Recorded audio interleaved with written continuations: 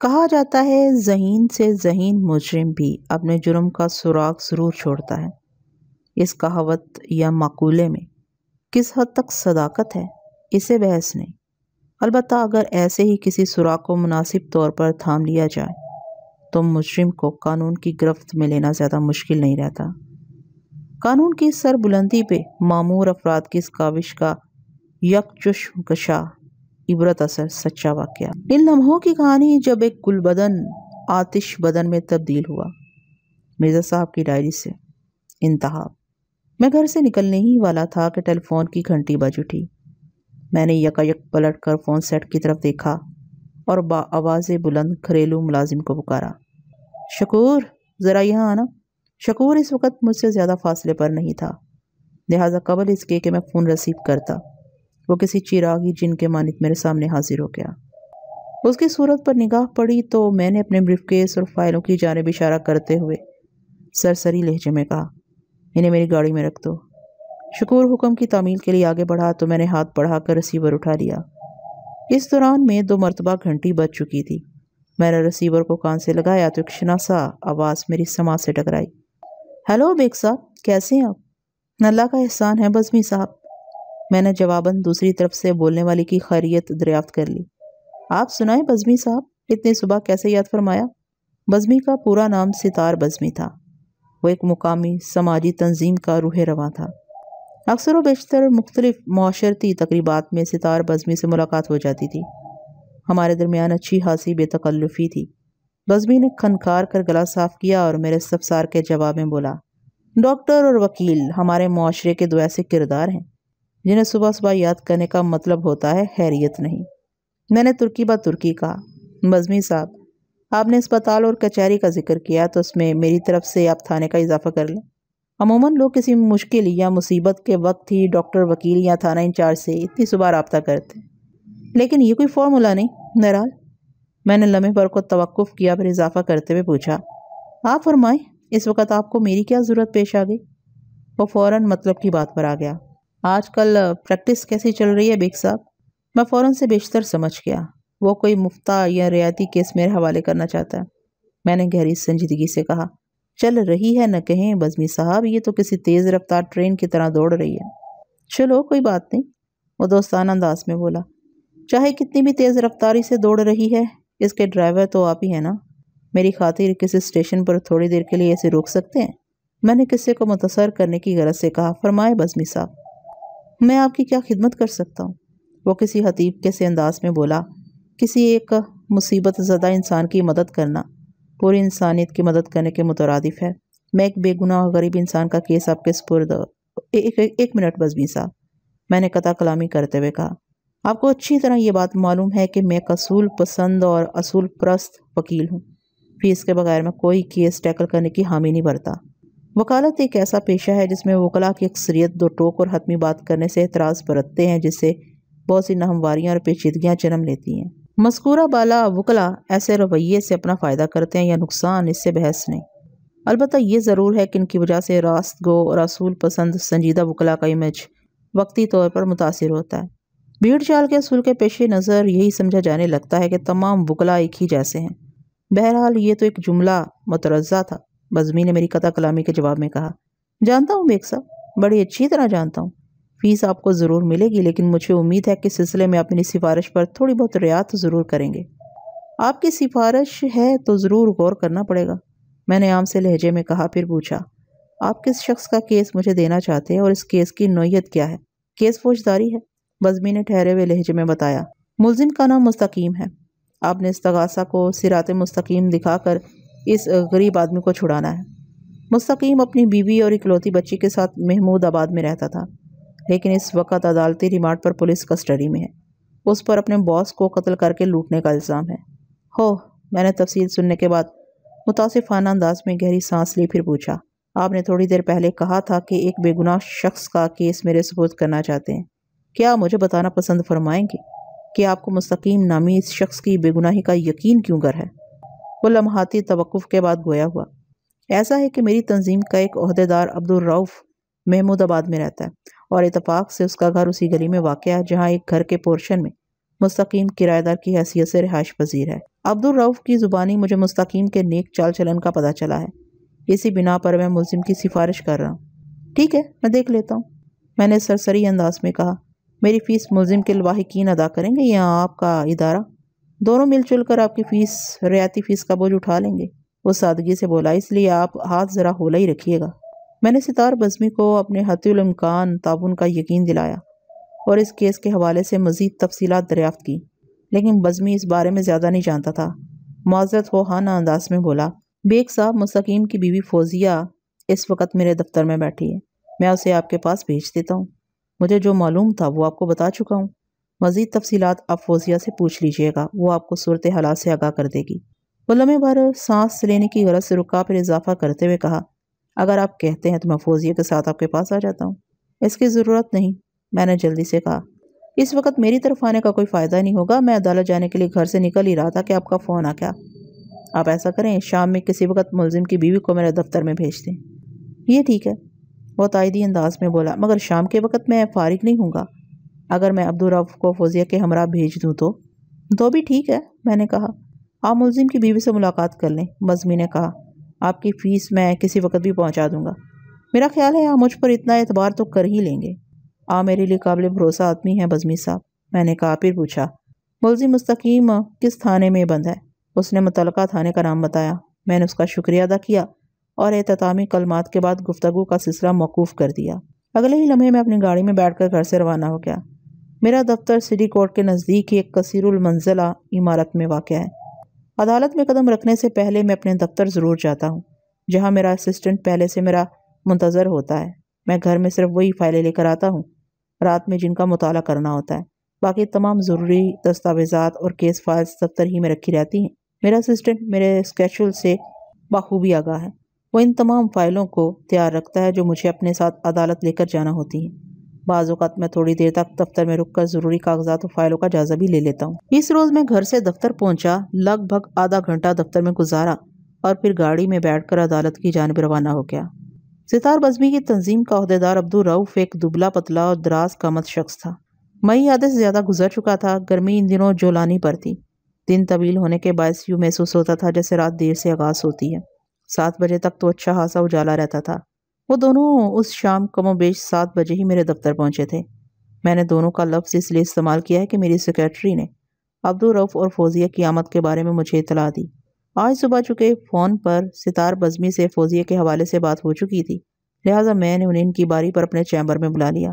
جب وہ میرے چیمبر میں داخل ہوئے تو اس وقت مجھے پتا چلا وہ 2 نہیں بلکہ 3 ہیں۔ ان کے ساتھ ایک 5 ساڑھے 5 سال کی بچی بھی تھی۔ اس معصوم سی بچی کو دیکھتے ہی میں نے اندازہ لگا لیا، وہ فوزیہ کی اکلوتی بیٹی تھی۔ بچی میں ماں کی گہری شباہت جھلکتی تھی۔ بچی کی معصومیت میں اس وقت خوف و ہراس اور حیرانی نے خاصی جگہ بنا رکھی تھی۔ ستار بزمی کی تنظیم کا عہدیدار عبدالرؤف ایک دبلا پتلا اور دراز قد شخص تھا۔ اس کی عمر کا اندازہ میں نے 50 کے قریب قائم کیا۔ اس کے سر کے بیشتر بال سفید ہو چکے تھے، جنہیں اس نے عمدہ قسم کے کسی خضاب میں رنگ رکھا تھا۔ عبدالرؤف کی آنکھوں سے ذہانت مترشح تھی، وہ ہاسا چاق و چوبند اور متحرک شخص دکھائی دیتا تھا۔ ملزم مستقیم کی بیوی فوزیہ ساملی سلونی اور دھان پان سی عورت تھی، عمر 30 کے قریب رہی ہوگی۔ وہ واجمی سی صورت کی مالک ایک درمیانہ قامت گھریلو عورت تھی۔ میں نے پیشہ ورانہ مسکراہٹ سے ان کا استقبال کیا۔ رسمی الیکسلہ کے بعد میں نے فوزیہ کی طرف دیکھتے ہوئے کہا، صبح بزمی صاحب نے مجھے آپ کے شوہر کے بارے میں بتایا تھا کہ پولیس نے اسے کسی نکردہ جرم کے سلسلے میں گرفتار کر لیا ہے، لیکن بزمی صاحب مجھے تفصیل سے آگاہ نہیں کر سکے۔ آپ بتائیں کیا صورتحال ہے؟ بات ختم کرتے ہی میں نے نوٹس کے لیے رف پیڈ اور قلم سنبھال لیا۔ فوزیہ کے بولنے سے پہلے ہی عبدالرؤف بول اٹھا، بیگ صاحب مجھے تو آپ تھوڑی دیر کے لیے اجازت دیں، میں 20-25 منٹ میں واپس آتا ہوں۔ بزمی صاحب کے ایک ضروری کام سے مجھے سول اسپتال تک جانا ہے۔ اس دوران میں آپ فوزیہ سے تفصیلی بات چیت کر لیں۔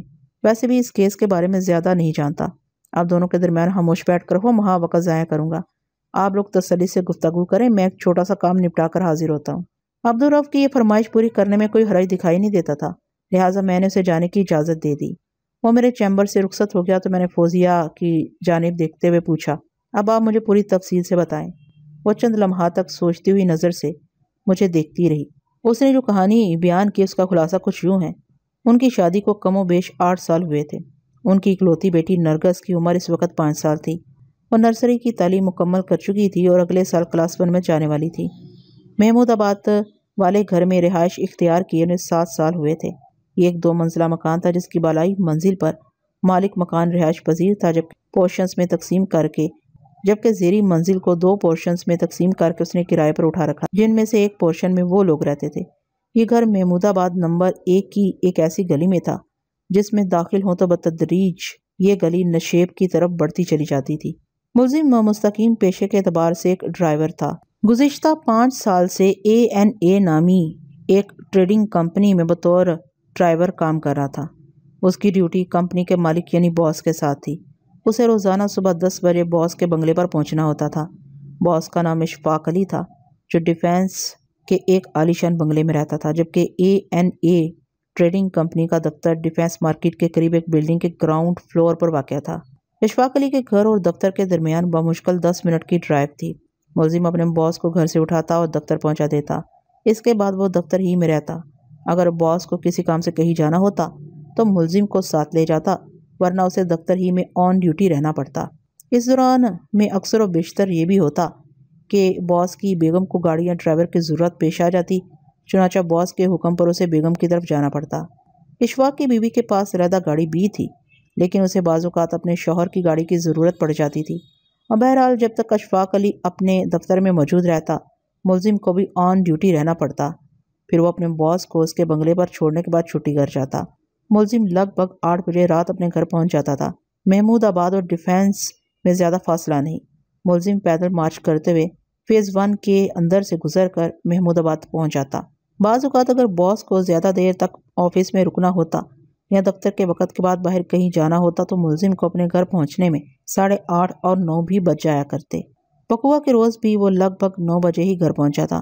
اس کی آمد کے تھوڑی دیر بعد ہی پولیس اس کے گھر پہنچ گئی۔ پھر ٹھیک 9:30 بجے اسے اپنے باس اشفاق علی کے قتل کے الزام میں گرفتار کر لیا گیا۔ اس سنگین الزام میں یہ ہولناک شک بھی نتھی تھی کہ اس نے ایک بھاری رقم لوٹنے کے لیے اشفاق احمد کو قتل کیا تھا۔ ملزم مستقیم کی گرفتاری 19 مئی کی رات عمل میں آئی۔ اگلے روز پولیس نے اسے عدالت کا منہ دکھا کر 7 دن کا ریمانڈ حاصل کر لیا تھا اور اب وہ ریمانڈ پر پولیس کی تحویل میں تھا۔ میں نے ٹیبل کیلنڈر پر نگاہ ڈال کر تاریخوں کا حساب لگایا تو پتہ چلا ملزم کے ریمانڈ کی مدت ختم ہونے میں صرف 3 روز باقی تھے۔ میں نے ملزم کی بیوی سے متعدد سوالات کیے، لیکن وہ ان اہم سوالات کے تسلی بخش جواب نہ دے سکی۔ وہ بیچاری اس واقعے کے پس منظر سے ذرا سی بھی واقفیت نہیں رکھتی تھی۔ کچھ تو ناواقفیت اور کچھ اس واقعے نے اس کے حواس کو مختل کر رکھا تھا۔ وہ بے حد پریشان تھی۔ اس کی کتھا ختم ہوئی تو میں نے پوچھا، کیا اس دوران میں آپ تھانے جا کر اپنے شوہر سے ملی ہیں؟ یہ سوال میں نے اس لیے پوچھا تھا کہ اگر ملزم نے اپنی بے گناہی کے سلسلے میں سے کوئی خاص بات بتائی ہو تو اسے یاد آ جائے۔ پریشان ذہن سے بہت سی باتیں سلپ ہو جاتی ہیں۔ اس نے میرے سوال کے جواب میں بتایا، میں صرف 3 مرتبہ تھانے جا کر مستقیم سے ملنے کی کوشش کر چکی ہوں، لیکن صرف ایک بار ان لوگوں نے مجھے اس سے ملنے دیا ہے، اور وہ بھی چند منٹ کے لیے۔ میں مستقیم سے ڈھیروں باتیں کرنا چاہتی تھی، لیکن پولیس نے اس کا موقع نہیں دیا۔ وہ کہتے ہیں جو بھی باتیں کرنا ہے جا کر ادھر عدالت میں کرنا، وہاں جج بھی سنے گا اور بہت سارے دوسرے لوگ بھی موجود ہوں گے۔ تم خوب دل کی بھڑاس نکال لینا، ہمارا سر نہ کھاؤ۔ وہ سانس لینے کے لیے لمحے بھر کو متوقف ہوئی، پھر اضافہ کرتے ہوئے بولی، میں نے جو 2-4 منٹ مستقیم سے ملاقات کی ہے، اس دوران میں ایک پولیس والا مستقل ہمارے سر پر سوار رہا اور کچا کھا جانے والی نظر سے ہمیں گھورتا رہا۔ مستقیم سے بات کیا کرتی، میں تو سہم کر رہ گئی تھی۔ ویسے میں نے ایک بات خاص طور پر محسوس کی ہے۔ وہ اتنا کہہ کر رکی تو میں نے فوراً پوچھ لیا، کون سی بات؟ پولیس والے جس انداز میں مستقیم سے ملنے کی راہ میں خارج ہو رہے تھے، اس سے میں نے اندازہ لگایا کہ وہ مجھ سے کسی رشوت کی توقع کر رہے تھے۔ فوزیہ نے تلخی سے بتایا، اگر میں ان کی مٹھی گرم کر دیتی تو ممکن ہے وہ میری بات مان لیتے۔ ایسا ہو سکتا ہے، میں نے سرسری سے لہجے میں کہا۔ پولیس اور رشوت کی بڑی گہری دوستی مانی جاتی ہے، تاہم 5 انگلیاں برابر نہیں ہوتی۔ بہرحال میں نے لمحاتی توقف کیا، پھر اضافہ کرتے ہوئے کہا، میں دفتر سے فارغ ہونے کے بعد مستقیم سے ملاقات کرنے متعلقہ تھانے جاؤں گا، کیونکہ آپ نے مجھے جو معلومات فراہم کی ہیں وہ میری نظر میں ناکافی ہیں۔ اس سے بات نہیں بنے گی۔ فوزیہ نے پوچھا، کیا میں بھی آپ کے ساتھ تھانے جا سکتی ہوں؟ اس میں کوئی حرج نہیں، میں نے صاف کوئی کا مظاہرہ کرتے ہوئے کہا، لیکن اس کے لیے آپ کو میرے فارغ ہونے کا انتظار کرنا پڑے گا۔ وہ اس انتظار پر آمادہ نظر آئی تو میں نے اسے وزٹنگ لابی میں بھیج دیا۔ تھوڑی دیر بعد عبدالرؤف لوٹ آیا۔ جب اسے پتہ چلا کہ فوزیہ میرے ساتھ تھانے جائے گی تو اس نے ایک لفافہ میری طرف بڑھاتے ہوئے کہا، میرا خیال ہے آپ مجھے تو اجازت ہی دیں۔ میں محسوس کر رہا ہوں معاملہ ڈائریکٹ ہوا ہے یا نہیں، مگر اس کیس میں سے آپ کی جان آسانی سے نہیں چھوٹے گی۔ میں نے مانی خیز لہجے میں کہا، پھر سفید لفافہ اس کے ہاتھ سے لے لیا۔ وہ سوالیہ نظر سے مجھے دیکھتے ہوئے بولا، کیا مطلب ہے آپ کا؟ مطلب یہ کہ، میں نے بدستور سنجیدہ رہتے ہوئے کہا، یہ کیس آپ نے ہی ستار بزمی تک پہنچایا ہے، ملزم کی نیک چال چلنے کا حوالہ دے کر۔ اب جہاں کہیں ملزم کے کردار کا ذکر ہوگا، آپ کو گواہی دینے کے لیے جانا ہوگا۔ آخر کو آپ اس کے محلے دار اور اسے اس معاشرے کا ایک شریف فرد سمجھتے ہیں۔ میں ضرورت پڑنے پر آپ کا نام صفائی کے گواہوں میں بھی شامل کر سکتا ہوں۔ کیوں نہیں؟ وہ بڑی سرعت سے اس بات میں سر ہلاتے ہوئے بولا، پھر اپنی جیب میں سے ایک وزٹنگ کارڈ نکال کر میری جانب بڑھایا اور کہنے لگا، آپ میرا کارڈ رکھ لیں۔ اس کیس کے سلسلے میں جب بھی میری ضرورت پیش آئے، آپ مجھے ایک فون کر دیں، میں حاضر ہو جاؤں گا۔ میں نے اس کے وزٹنگ کارڈ پر ایک بھرپور نگاہ ڈالی۔ اس کارڈ کے مطابق وہ ایک بزنس مین تھا، لیکن میں یہ اندازہ نہ لگا سکا کہ وہ کس قسم کا بزنس کرتا تھا۔ میں نے سلسلے میں استفسار کیا تو وہ وضاحت کرتے ہوئے بولا، بیگ صاحب، ادھر منظور کالونی میں ایک گھر کرائے پر لے کر میں نے ایک چھوٹا سا کارخانہ کھول رکھا ہے، جہاں گتے کے ہر سائز کے ڈبے تیار کیے جاتے ہیں۔ آپ میرے کارخانے کو کاٹیج انڈسٹری سمجھ لیں۔ میں نے اس بات میں گردن ہلائی اور لفافہ اسے دکھاتے ہوئے پوچھا، یہ کیا ہے؟ یہ وہی سفید لفافہ تھا جو ابھی عبدالرؤف نے مجھے تھمایا تھا۔ میں نے ابھی اسے کھول کر نہیں دیکھا تھا۔ وہ چونکے ہوئے لہجے میں بولا، یہ بزمی صاحب نے آپ کے لیے بھیجا ہے، آپ کی فیس۔ میں نے بھویں اچکائیں اور لفافے کے اندر ماہرانہ نگاہ ڈالی، پھر مطمئن ہوتے ہوئے کہا، ٹھیک ہے، بزمی صاحب خاصے سمجھدار انسان ہیں۔ رؤف نے کہا، اب آپ فوزیہ یا اس کے شوہر سے فیس کے بارے میں کوئی بات نہیں کریں گے، آپ بھی فکر ہو جائیں اس سلسلے میں نے تسلی بخش لہجے میں اسے یقین دلایا۔ فوزیہ اس وقت انتظار گاہ میں بیٹھی تھی، لہٰذا وہ ہمارے درمیان ہونے والی گفتگو سے واقف نہیں تھی۔ میں نے فیس کی وصولی کی رسید بنا کر عبدالرؤف کو تھما دی اور کہا، یہ آپ بزمی صاحب کو دے دیجیے گا، یہ ایک چھوٹی سی مگر ضروری کاغذی کارروائی ہے۔ اس نے سرسری انداز میں مذکورہ رسید کا معائنہ کیا اور شکریہ ادا کر کے میرے دفتر سے رخصت ہو گیا۔ اس کے جانے کے بعد میں اپنے کام میں مصروف ہو گیا۔ تھانہ انچارج اس وقت تھانے میں موجود نہیں تھا۔ میں سیدھا انچارج کے کمرے ہی میں پہنچا۔ وہاں پر ایک سرخ آنکھوں والے ASI کی صورت نظر آئی، جس کی زبانی پتہ چلا کہ انچارج صاحب راؤنڈ پر ہیں۔ شام اور رات کے ابتدائی حصے میں عموماً تھانے دار تھانے میں نہیں پائے جاتے۔ وہ اس وقت چاہے سرکاری فرائض انجام دے رہے ہوں یا اپنے کسی ذاتی کام سے کہیں مصروف ہوں، اور بتایا یہی جاتا ہے کہ وہ معمول کے گشت پر ہیں۔ بہرحال میں نے وہاں موجود خونی آنکھوں والے ASI سے کہا، میں تمہارے انچارج صاحب سے ملنے آیا تھا، وہ تو ہے نہیں، چلو کوئی بات نہیں، میں ان کے تعلق دار ہی سے ملاقات کر لیتا ہوں۔ بات ختم کرتے ہی میں جانے کے لیے مڑا۔ تعلق دار کون؟ وہ ایک جھٹکے سے اٹھ کر کھڑا ہو گیا، پھر فوزیہ کو گہری نظروں سے گھورنے لگا۔ گھورنے کا انداز ایسا تھا جیسے وہ اسے پہچاننے کی کوشش کر رہا ہو۔ میں نے رک کر ٹھہرے ہوئے لہجے میں کہا، ارے بھائی، میں اس حوالاتی کی بات کر رہا ہوں جو عدالتی ریمانڈ پر تمہارے تھانے میں بند ہے۔ ملزم مستقیم۔ اوہ، اس نے بدستور فوزیہ کا ایکس رے کرتے ہوئے ایک گہری سانس خارج کی اور پہچان کے مراحل کو اختتام تک پہنچاتے ہوئے بولا، آپ اس عورت کے شوہر کا ذکر کر رہے ہیں نا؟ میں نے اسے پہلے بھی تھانے میں ایک آدھ بار دیکھا ہے۔ دیکھا ہوگا یقیناً، میں نے سرسری انداز میں کہا، یہ پچھلے 4 دن میں کم از کم 4 مرتبہ یہاں آ چکی ہیں، لیکن افسوس کہ اس دکھیاری کو صرف ایک بار چند منٹ کے لیے اس کے شوہر سے ملنے کی اجازت دی گئی ہے نا؟ افسوسناک بات۔ میرے تنزیہ فکرات نے اسے حد سے زیادہ محتاط کر دیا۔ وہ تقریباً میری راہ میں حائل ہوتے ہوئے قدرے سخت لہجے میں مستفسر ہوا، آپ کون ہیں اور حوالاتی سے کیوں ملنا چاہتے ہیں؟ میں حوالاتی کا وکیل ہوں، مرزا امجد بیگ، میں نے ٹھہرے ہوئے لہجے میں جواب دیا۔ کوئی وکیل اپنے موکل سے کیوں ملاقات کرتا ہے؟ یہ تو آپ کو اچھی طرح معلوم ہوگا ASI صاحب۔ اس کی سرخ آنکھوں کی سرخی میں کئی گنا اضافہ ہو گیا۔ جرحانہ انداز میں بولا، اس وقت انچارج صاحب تھانے میں موجود نہیں ہیں، ان کی اجازت کے بغیر آپ حوالاتی، ایسا حوالاتی جو عدالتی ریمانڈ پر بھی ہو، سے نہیں مل سکتے۔ بات ختم کرتے ہی وہ میری راہ کا روڑا بن گیا۔ اجازت؟ میں نے استہزائیہ لہجے میں کہا، اگر یہ مسئلہ ہے تو ابھی اجازت لے لیتے ہیں۔ بات مکمل کرتے ہی میں بڑی سرعت سے تھانہ انچارج کی میز کی طرف لپکا۔ اس میز پر ٹیلی فون سیٹ رکھا ہوا تھا۔ میں نے ریسیور کی جانب ہاتھ بڑھایا ہی تھا کہ ASI میرے سر پر پہنچ گیا، پھر برہمی سے بولا، آپ کس کو فون کر کے اجازت لیں گے؟ انچارج صاحب تو میں پریس کلب فون کرنے جا رہا ہوں۔ میں نے اس کا جملہ مکمل ہونے سے پہلے ہی کہہ دیا۔ فی الحال تو وہیں سے NOC لینا ہوگا۔ میرا جواب اس کے سر کے اوپر سے گزر گیا۔ وہ ہنکوں کی طرح منہ کھول کر مستفسر ہوا، پریس کلب کا تھانہ انچارج صاحب سے کیا تعلق ہے؟ بہت ہی گہرا تعلق ہے ASI صاحب، میں نے تفریح لینے والے انداز میں کہا۔ اس وقت پریس کلب میں جرائم کی اقسام اور ان کی بیخ کنی کے مختلف مروجہ طریقہ کار کے سلسلے میں ایک اہم میٹنگ ہو رہی ہے جس میں چیف منسٹر کے علاوہ آئی جی صاحب بھی موجود ہیں۔ میں ذرا آئی جی صاحب سے بات کرنا چاہتا ہوں۔ خدا کا خوف کریں ایڈوکیٹ صاحب، وہ ساری برہمی اور غصیلے پن کو یکسر فراموش کرتے ہوئے منت ریز لہجے میں بولا، کیوں ہاتھ دھو کر میری نوکری کے پیچھے پڑے ہیں جناب؟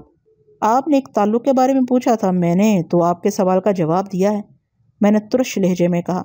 میرا خیال ہے آپ کی سمجھ میں آ گیا ہوگا آئی جی صاحب کا پولیس سے اور پولیس کا تھانے سے اور تھانے کا ایک حوالاتی سے کیا تعلق ہوتا ہے۔ وہ نرمی سے بولا، جناب اتنے لمبے چوڑے چکر میں پڑنے کی کیا ضرورت ہے؟ اب حوالاتی سے ملاقات کرنے آئے ہیں، کر لیں ملاقات، لیکن جو بھی بات چیت کرنا ہے 5-10 منٹ میں کر لیں۔ اگر انچارج صاحب کو پتہ چل گیا تو؟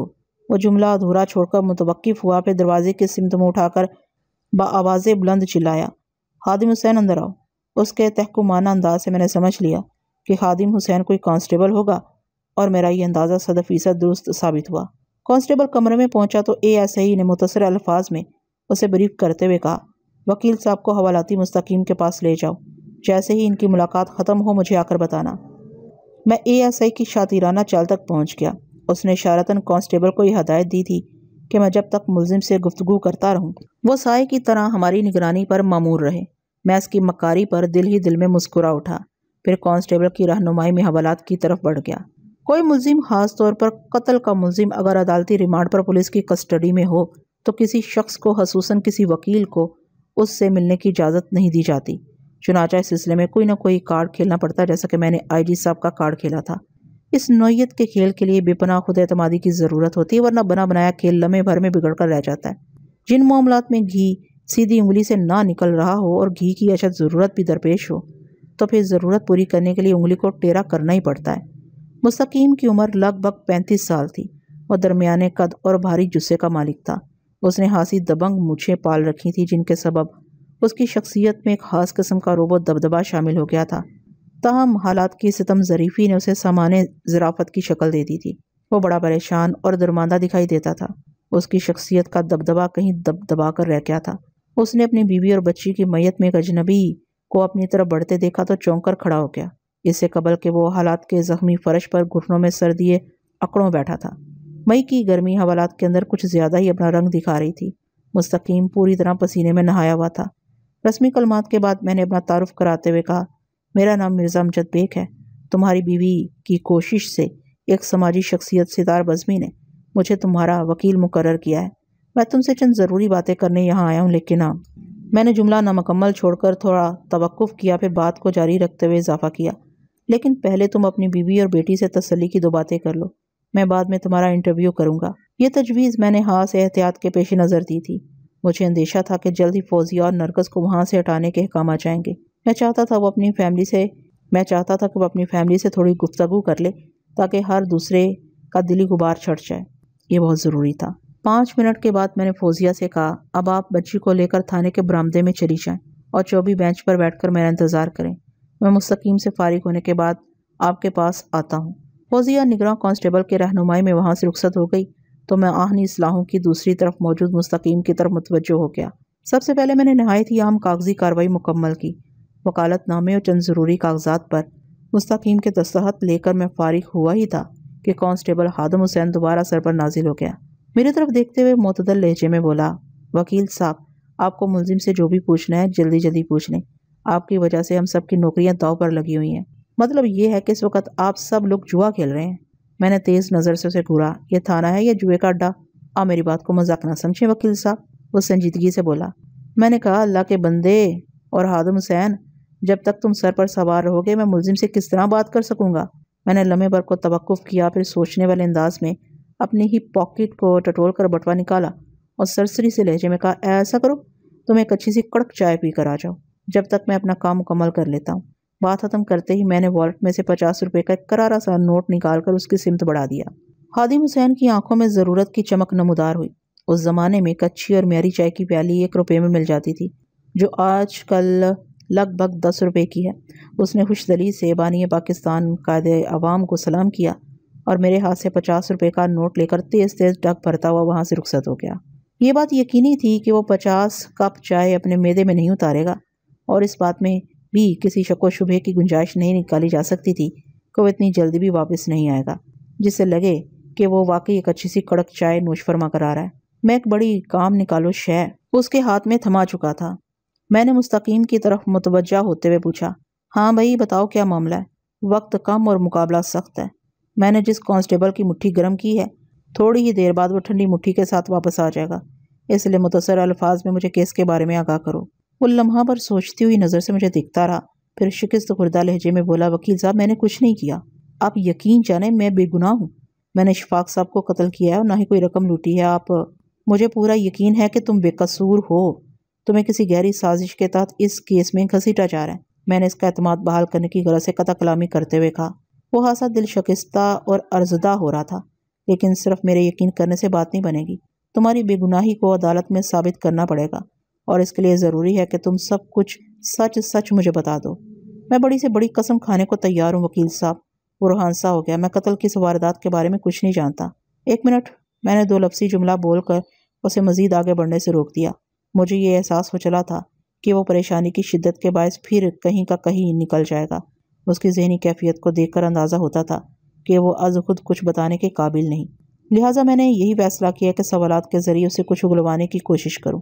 اسی خیال کے تحت میں نے اسے پوچھا، مستقیم تمہاری بیوی کی زبانی مجھے پتہ چلا ہے بقوہ کی رات تم لگ بھگ 9 بجے گھر پہنچے تھے اور 9:30 بجے پولیس نے تمہیں گرفتار کر لیا۔ مجھے بتاؤ اس رات تم دیر سے کیوں گھر آئے تھے، ورنہ عام طور پر تو تم 8 بجے تک واپس آ جاتے ہو۔ اس رات دفتر سے نکلتے ہوئے دیر ہو گئی تھی، وہ پرسوچ انداز میں بولا۔ عام طور پر اشفاق صاحب 7 بجے دفتر سے اٹھ جاتے تھے، میں انہیں ان کے بنگلے پر پہنچا کر اپنے گھر آ جاتا تھا، لیکن وقوع کے روز تو سب کچھ عجیب ہوتا چلا گیا تھا۔ وہ معنی خیز انداز میں خاموش ہوا تو میں نے گہری سنجیدگی سے اصرار کیا، کیا سب کچھ عجیب ہوتا چلا گیا تھا؟ اس روز دوپہر کے بعد بیگم صاحبہ نے مجھے بنگلے پر بلا لیا تھا، گاڑی سمیت۔ وہ اپنی گاڑی کو کسی وجہ سے ایک گیرج میں چھوڑ آئی تھیں اور انہیں گاڑی کے ساتھ ساتھ ڈرائیور کی بھی ضرورت تھی۔ فون اشفاق صاحب کے پاس ہی آیا تھا، انہوں نے مجھ سے کہا کہ میں گاڑی لے کر بنگلے پر چلا جاؤں۔ میں نے پوچھا ان کی واپسی کا کیا پروگرام ہے؟ انہوں نے بتایا کہ وہ زیادہ دیر دفتر میں بیٹھیں گے اور یہ کہ کسی اہم شخص سے ان کی میٹنگ ہے۔ انہوں نے مجھے ہدایت کی کہ میں بیگم صاحبہ کے کام نپٹانے کے بعد واپس دفتر نہیں آؤں اور اپنے وقت پر چھٹی کر کے گھر چلا جاؤں۔ وہ خود ہی کسی طرح گھر چلے جائیں گے۔ وہ لمحے بھر کو سانس لینے کی غرض سے متوقف ہوا، پھر سلسلہ کلام کو جاری رکھتے ہوئے بولا، میں گاڑی لے کر بنگلے پر پہنچا تو وہ دونوں میرا انتظار کرے تھے۔ میں ٹھہرو، میں نے ہاتھ اٹھا کر اسے بولنے سے روک دیا اور پوچھا، دونوں کون؟ کیا اس بنگلے میں بیگم اشفاق کے علاوہ بھی کوئی موجود تھا؟ موجود تھا نہیں جناب، اب تک موجود ہے، وہ زہر خند کے ساتھ بولا۔ میں نے الجھی ہوئی نظر سے اس کی طرف دیکھا اور کہا، میں سمجھا نہیں، تم کیا کہنا چاہ رہے ہو؟ میری معلومات کے مطابق مقتول کے یہاں کوئی اولاد نہیں تھی۔ یہ بات مجھے دفتر میں فوزیہ نے بتائی تھی، شاید میں اس کا ذکر کرنا بھول گیا ہوں۔ مستقیم نے اس بات میں سر ہلایا اور بولا، آپ کی معلومات بالکل درست ہیں وکیل صاحب۔ اشفاق صاحب نے بڑھاپے میں ایک جوان عورت سے شادی کی تھی اور 2 سال سے زیادہ عرصہ گزر جانے کے باوجود بھی یہ متضاد جوڑا ابھی تک بے اولاد ہی تھا۔ وہ اتنا کہہ کر تھوڑی دیر کے لیے چپ ہوا، پھر اپنی بات کو آگے بڑھاتے ہوئے بولا، میں نے جس دوسرے کا ذکر کیا ہے وہ ڈاکٹر ہاور ہے۔ ڈاکٹر ہاور، میں نے متذبذب انداز میں دہرایا۔ مقتول بے اولاد تھا، اس صورتحال میں اس بنگلے میں مقتول اور اس کی بیوی کو رہائش پذیر ہونا چاہیے تھا۔ کیا ڈاکٹر ہاور ان دونوں میں سے کسی کا رشتہ دار ہے؟ نہیں جناب، وہ تو کسی کا بھی رشتہ دار نہیں، مستقیم نے بڑی سادگی سے جواب دیا۔ پھر یہ ڈاکٹر ہاور مقتول کے بنگلے میں کس حیثیت سے رہ رہا تھا؟ میں نے مستقیم کی آنکھوں میں دیکھتے ہوئے سوال کیا۔ بلکہ تم نے بتایا ہے کہ اب تک رہ رہا ہے۔ مستقیم نے لمحہ بھر سوچا، پھر بتانے لگا، ڈاکٹر ہاور دراصل اشفاق صاحب کے ایک دیرینہ اور مرحوم دوست کا چھوٹا بھائی ہے۔ اشفاق صاحب کا مذکورہ دوست داؤد سکھر میں رہتا تھا۔ ان لوگوں کا خاندان ابھی وہیں سکھر میں آباد ہے، تاہم ان کا اکثر و بیشتر کراچی میں آنا جانا ہوتا رہتا ہے۔ ہاور نے کچھ عرصہ پہلے اندرون سندھ کے کسی میڈیکل کالج سے ڈاکٹری کا امتحان پاس کیا تھا۔ اندرون سندھ ہی کے 1-2 اسپتالوں میں اس نے جاب بھی کی ہے، لیکن بقول ڈاکٹر ہاور اسے وہاں کام کرنے میں مزہ نہیں آیا۔ چنانچہ 3 ماہ پہلے اس نے اشفاق صاحب سے رابطہ کر کے کراچی آنے کی خواہش ظاہر کی۔ اشفاق صاحب اپنے مرحوم دوست داؤد سے بہت قریب تھے، لہٰذا انہوں نے ہاور کو فوراً خوش آمدید کہا۔ اس طرح ڈاکٹر ہاور کراچی پہنچ گیا، جب سے وہ اشفاق صاحب کے بنگلے کی بالائی منزل پر مقیم ہے۔ اشفاق صاحب اسے کسی اچھے اور بڑے اسپتال میں لگوانے کی کوشش کر ہی رہے تھے کہ یہ اندھوناک واقعہ پیش آ گیا۔ مستقیم بولتے بولتے اچانک خاموش ہو گیا، پھر بڑی امید بھری نظر سے مجھے دیکھتے ہوئے ملتجیانہ انداز میں بولا، وکیل صاحب، میں آپ کو ہر طرح یقین دلانے کو تیار ہوں کہ میں نے اشفاق صاحب کو قتل نہیں کیا۔ میں ایسا سوچ بھی نہیں سکتا تھا، وہ تو بہت اچھے تھے، میرے ساتھ بڑا اچھا سلوک کرتے تھے۔ میں قاتل نہیں ہوں جناب، میں نے اس کی بات کاٹتے ہوئے کہا۔ اگر تم قاتل ہوتے تو میں تمہارا کیس لیتا، بتاؤ۔ میں نے نہایت ہی ٹھہرے ہوئے لہجے میں یہ سوال محض اس لیے کیا تھا کہ مستقیم کا کھویا ہوا اعتماد واپس آ جائے۔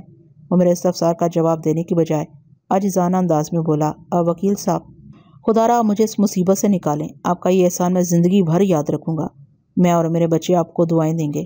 میں اسی کوشش میں ہوں کہ تم باعزت بری ہو جاؤ، میں نے گہری سنجیدگی سے کہا۔ پھر پوچھا، تم مجھے وقوع کے روز بعد از دوپہر پیش آنے والے واقعات کے بارے میں بتا رہے تھے۔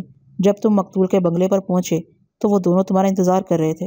اس نے اس بات میں گردن ہلائی اور ٹوٹے ہوئے گفتگو کے سلسلے کو جوڑ لگاتے ہوئے آگے بڑھا۔ میں نے بیگم صاحبہ کو بتایا کہ میں گاڑی لے کر آ گیا ہوں، بتائیں کہاں جانا ہے؟ بیگم صاحبہ نے جواب دیا، انہیں تو کہیں نہیں جانا، گاڑی انہوں نے ڈاکٹر ہاور کے لیے منگوائی ہے۔ اس کے ساتھ ہی مجھے ہدایت دی کہ میں ڈاکٹر ہاور کے ساتھ جاؤں، ڈاکٹر ہاور کو جہاں جہاں جو بھی کام ہے وہ نپٹا کر آؤں۔ دن کا باقی حصہ میں ڈاکٹر ہاور کے ڈسپوزل پر ہوں۔ بیگم صاحبہ کے احکام کے جواب میں نے اس بات میں گردن ہلا دی۔ مجھے بھلا اس ڈیوٹی پر کیا اعتراض ہو سکتا تھا؟ اشفاق صاحب کی طرف سے مجھے اطمینان تھا، انہوں نے کہہ دیا تھا کہ آج میں انہیں لینے کے لیے نہ ہوں، وہ خود ہی واپس آ جائیں گے۔ میں نے بیگم صاحبہ کو یہ بات بتانا ضروری نہ سمجھا۔ میں یہی سوچ کر مطمئن ہو گیا کہ میں اپنی چھٹی کے وقت تک ڈاکٹر ہاور کو گھما پھرا کر واپس لے آؤں گا اور پھر گاڑی کو بنگلے پر چھوڑ کر سیدھا اپنے گھر چلا جاؤں گا۔ مستقیم نے سانس لینے کی غرض سے بیان میں تھوڑا توقف کیا، پر امید اور امداد طلب نظر سے میری طرف دیکھا، پھر سلسلہ بیان کو جاری رکھتے ہوئے بولا۔ ڈاکٹر ہاور کی ہدایت پر میں گاڑی شہر کی مختلف سڑکوں پر گھماتا رہا۔ وہ 2-3 اسپتالوں میں بھی گیا اور 1-2 بنگلوں میں بھی اس کا جانا ہوا۔ میں تو یہی سمجھا کہ وہ اپنی جاب کے سلسلے میں ہی سرگرداں ہے۔ ڈاکٹر ہاور کی ہدایت پر میں گاڑی شہر کی مختلف سڑکوں پر گھماتا رہا۔ وہ 2-3 اسپتالوں میں بھی گیا اور 1-2 بنگلوں میں بھی اس کا جانا ہوا۔ میں تو یہی سمجھا کہ وہ اپنی جاب کے سلسلے میں ہی سرگرداں ہے۔ اس دوران میں ہمارے درمیان مختلف موضوعات پر ہلکی پھلکی گفتگو بھی ہوتی رہی۔ وہ اس روز خاصی بے تکلفی سے بات کر رہا تھا۔ ممکن ہے وہ ایسا ہی خوش مزاج ہو۔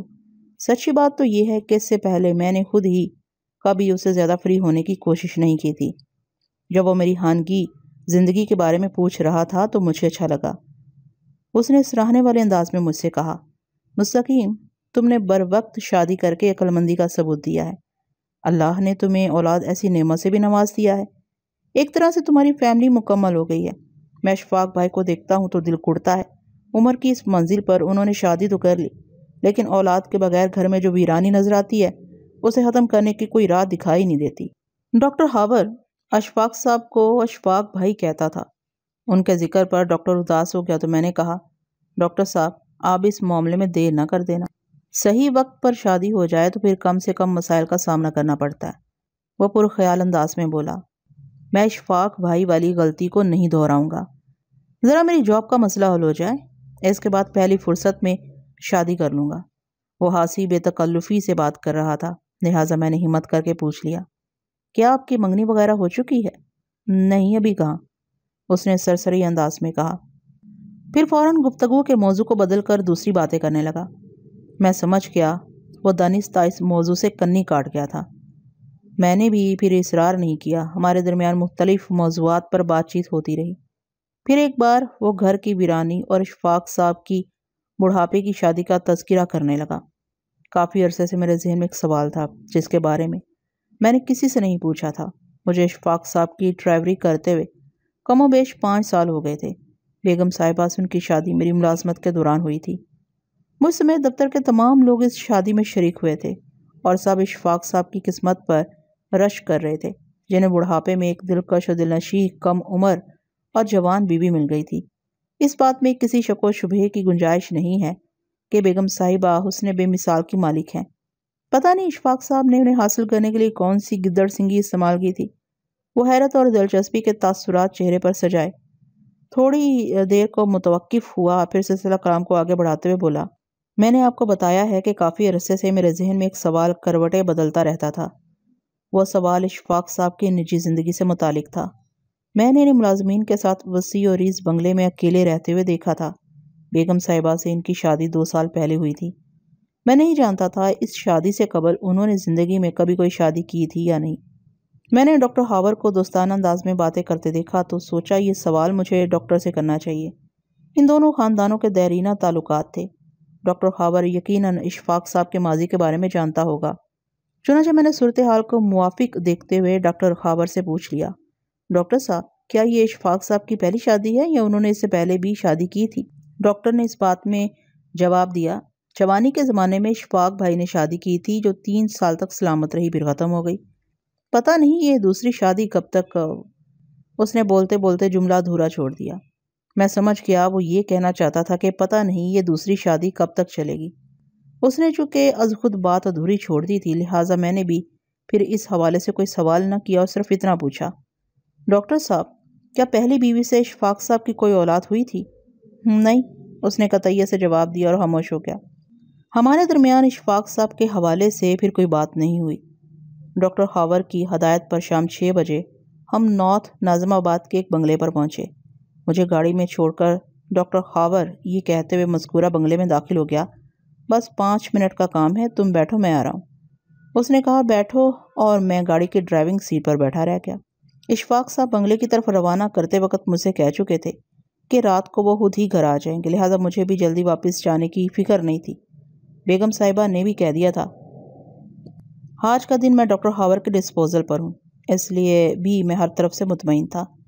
ڈاکٹر خاور نے 5 منٹ بعد آنے کو کہا تھا، لیکن 1 منٹ سے بھی پہلے وہ نمودار ہوا اور مجھ سے کہنے لگا، یار مستقیم، میں جن صاحب سے ملنے یہاں آیا تھا وہ اس وقت گھر پر موجود نہیں ہے، انہیں آنے میں گھنٹہ آدھ گھنٹہ لگ سکتا ہے، مجھے ان سے ایک ضروری کام کے سلسلے میں ملاقات کرنا ہے۔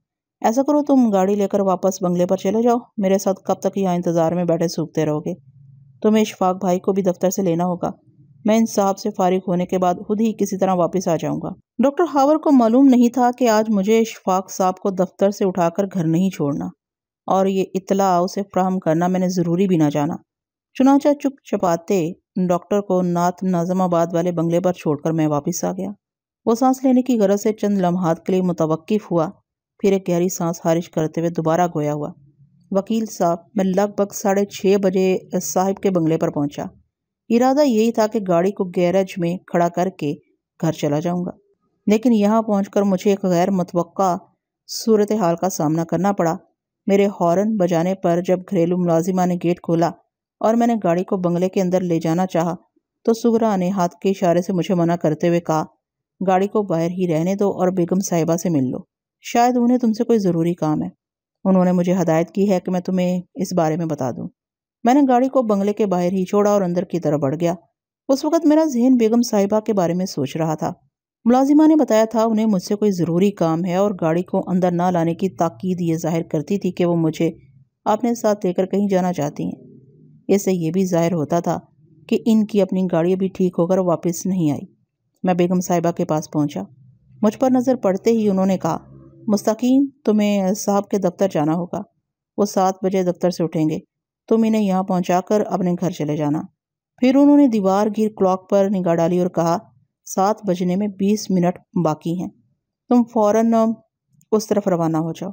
میں الجھ کر رہ گیا۔ متذبذب انداز میں نے کہا، بیگم صاحبہ، انہوں نے دوپہر میں مجھے آپ کی طرف بھیجتے ہوئے ہدایت کی تھی کہ آج میں انہیں لینے کے لیے نہ آؤں، کسی اہم شخص سے ان کی ضروری میٹنگ ہے، میٹنگ سے فارغ ہونے کے بعد وہ خود ہی گھر آ جائیں گے۔ میٹنگ کا ذکر انہوں نے صبح مجھ سے بھی کیا تھا، بیگم صاحبہ نے بتایا، اس لیے میں نے اطمینان سے تمہیں ڈاکٹر صاحب کے ساتھ بھیج دیا تھا، لیکن تھوڑی دیر پہلے تمہارے صاحب کا فون آیا تھا، انہوں نے تمہارے بارے میں پوچھا، میں نے بتا دیا۔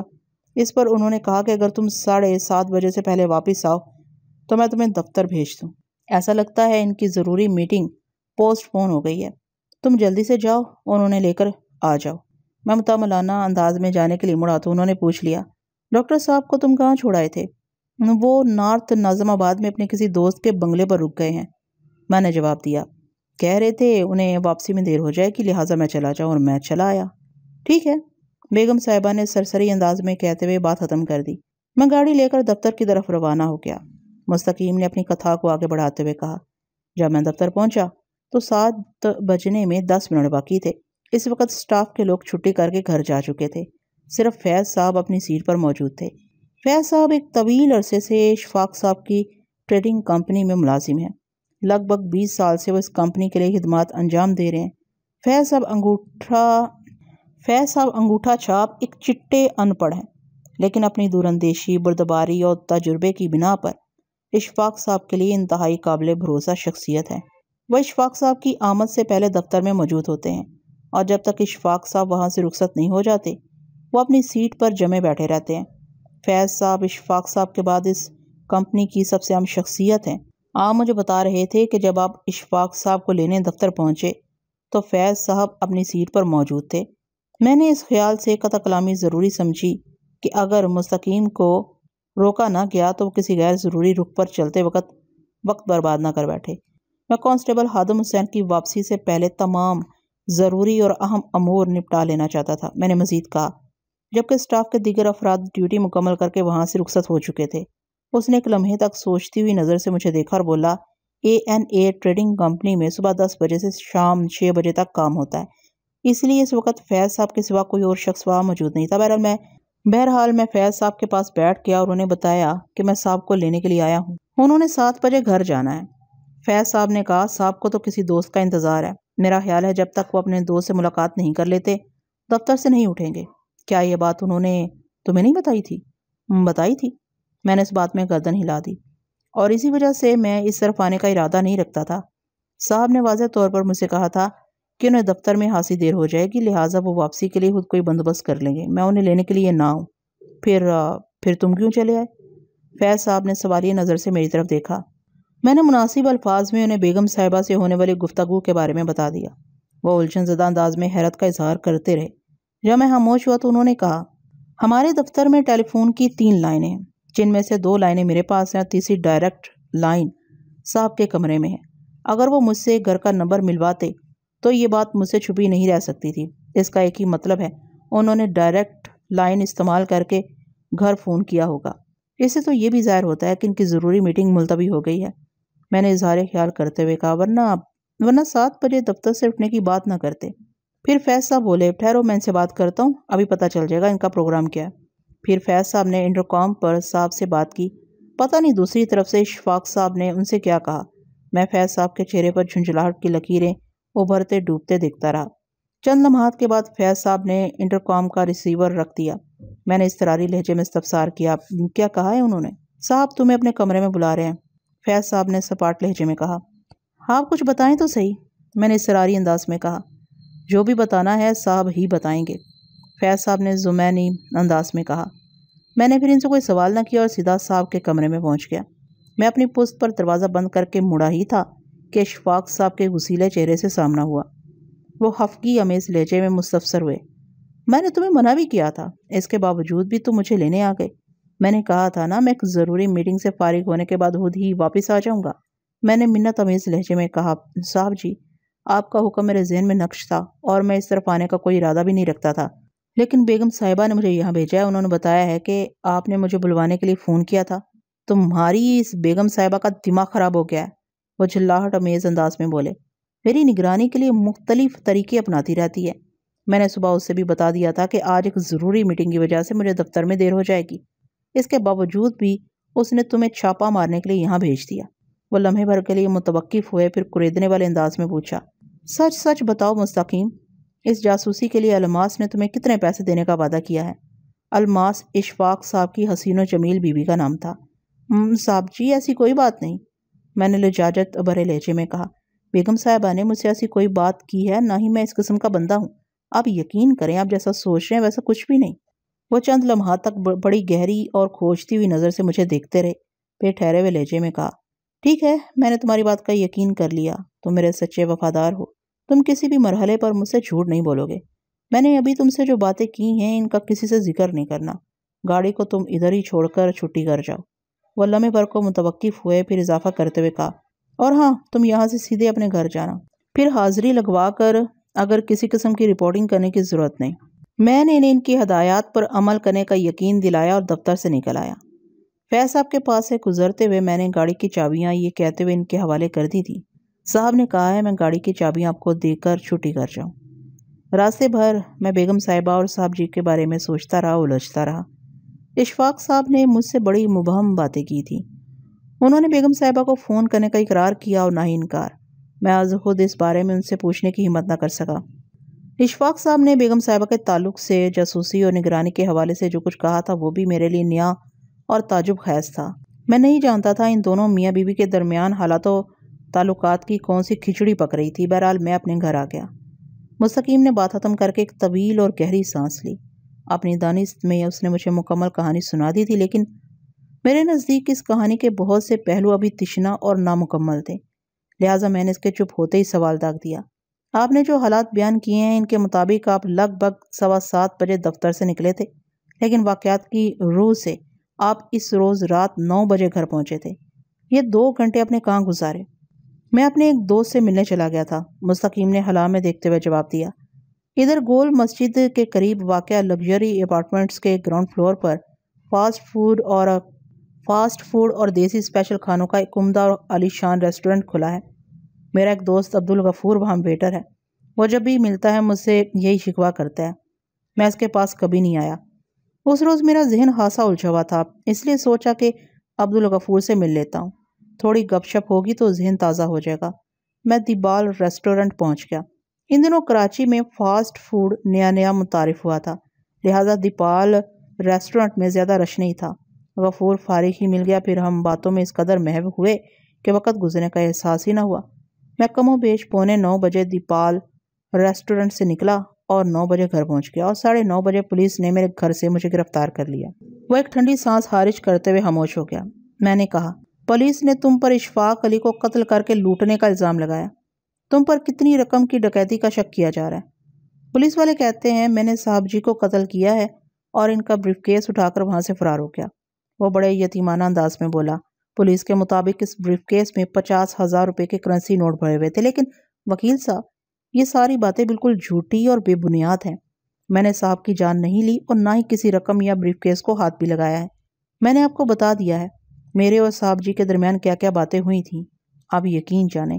اس کی آواز بھر آ گئی۔ چند لمحات کے توقف کے بعد وہ نمناک آواز میں دوبارہ گویا ہوا، میں نہیں جانتا میرے دفتر سے نکلنے کے بعد وہاں کیا واقعات پیش آئے تھے، پتہ نہیں۔ میں نے زندگی میں ایسی کون سی غلطی کی ہے جس کی سزا کے طور پر میں اس مصیبت میں پھنسا ہوں۔ میں نے اس سے تسلی تشفی کی چند باتیں کی اور یقین دلایا کہ وہ حوصلے کے دامن کو مضبوطی سے تھامے رکھے۔ نامساعد حالات نے اسے جس مصیبت میں دھکیلا ہے، میں اس دلدل سے اسے نکالنے کی پوری کوشش کروں گا۔ اس کا اعتماد بحال ہونے لگا۔ میں نے اسے مقتول کی خبرو بیوہ، ڈاکٹر خاور، فیض احمد اور گھریلو ملازمین کے بارے میں کریت کر مختلف انداز کے سوال کیے۔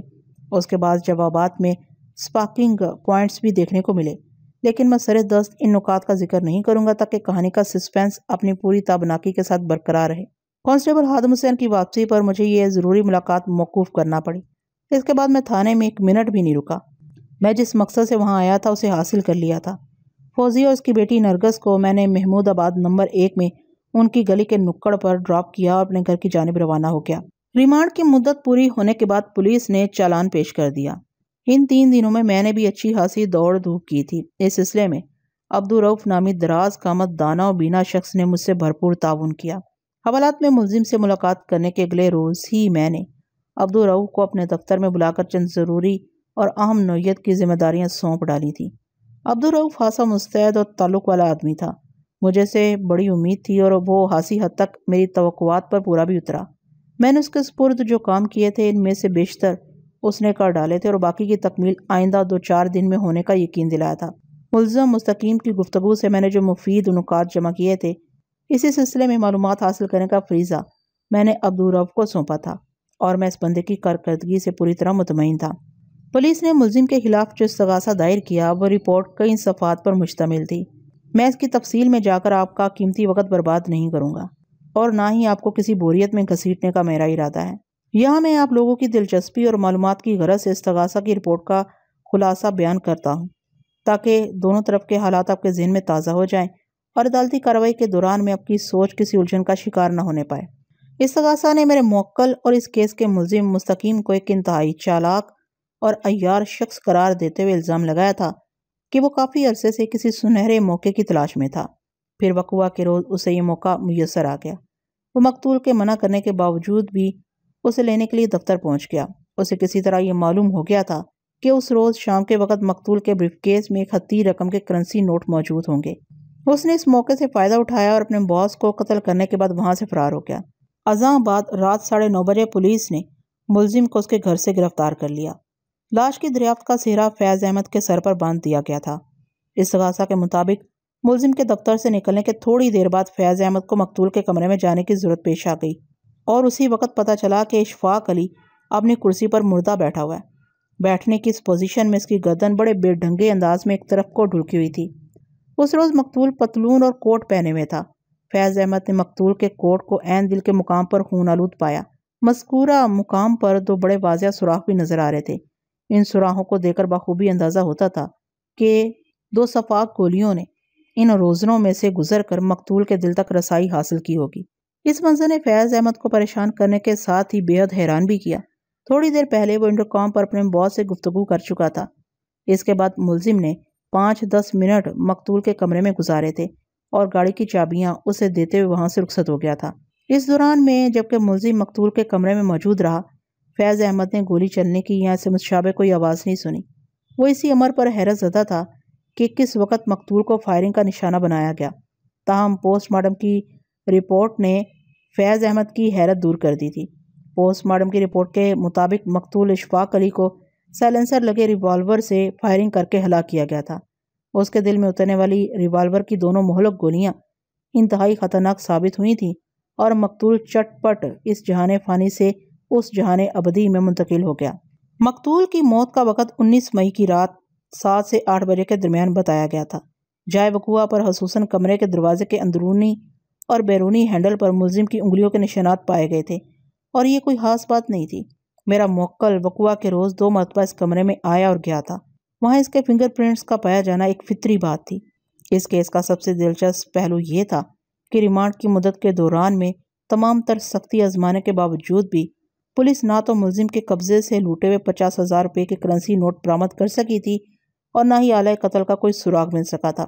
اس سلسلے میں پولیس نے اپنی نالائکی کو چھپانے کے لیے یہ موقف اختیار کیا تھا کہ ملزم نے آلہ قتل کو کسی گٹر وغیرہ میں بہا دیا ہوگا، کیونکہ اس کام کے لیے اسے اچھا خاصا وقت مل گیا تھا اور مال مسروقہ کو بھی اس نے نہایت ہی خفیہ طریقے سے کہیں ٹھکانے لگا دیا ہے۔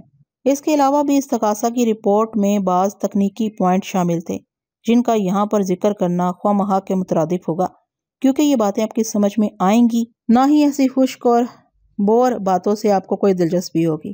ریمانڈ کی مدت پوری ہونے کے بعد ملزم کو عدالت میں پیش کیا گیا تو میں نے اپنے وکالت نامے کے ساتھ ہی ملزم کی درخواست ضمانت بھی دائر کر دی۔ جج نے میرے دائر کردہ کاغذات کا بغور جائزہ لیا، تاہم وہ خاموش ہی رہا۔ میں نے کھنکار کر گلا صاف کیا اور ضمانت کے حق میں بولنا شروع کر دیا۔ جناب عالی، میرا موکل اس معاشرے کا ایک شریف شہری ہے۔ اس کی امن پسندی اور صلح جوئی میں کوئی کلام نہیں۔ آج تک وہ کسی سنگین تو کیا چھوٹے موٹے جرم میں بھی ملوث نہیں پایا گیا۔ اس کی گرفتاری سراسر بددیانتی پر مبنی ہے، لہٰذا میں معزز عدالت سے پرزور استدعا کروں گا کہ وہ ملزم کی درخواست ضمانت کو منظور کرتے ہوئے انصاف کے تقاضے پورے کرے۔ یو آنر، وکیل استغاثہ نے بڑی کراری آواز میں ضمانت کے خلاف اپنے زرعی خیالات کا آغاز کیا۔ ملزم کس درجے کا شریف شہری ہے یہ تو اس کے کارنامے ہی سے ظاہر ہو رہا ہے۔ اس نے لفظ کارنامے پر خاصے زور دیا تھا۔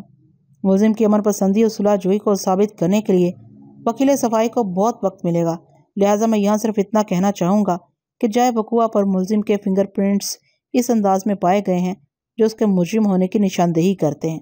ملزم کی گرفتاری میں کسی کی کوئی بدنیتی شامل نہیں۔ واضح رہے ملزم وہ شخص ہے جس نے مقتول کو آخری مرتبہ نہ صرف زندہ دیکھا بلکہ اسے متصر گفتگو بھی کی، لہٰذا میں اسی بات پر زور دوں گا کہ ملزم کی درخواست ضمانت کو رد کرتے ہوئے مقدمے کی کارروائی کو آگے بڑھایا جائے۔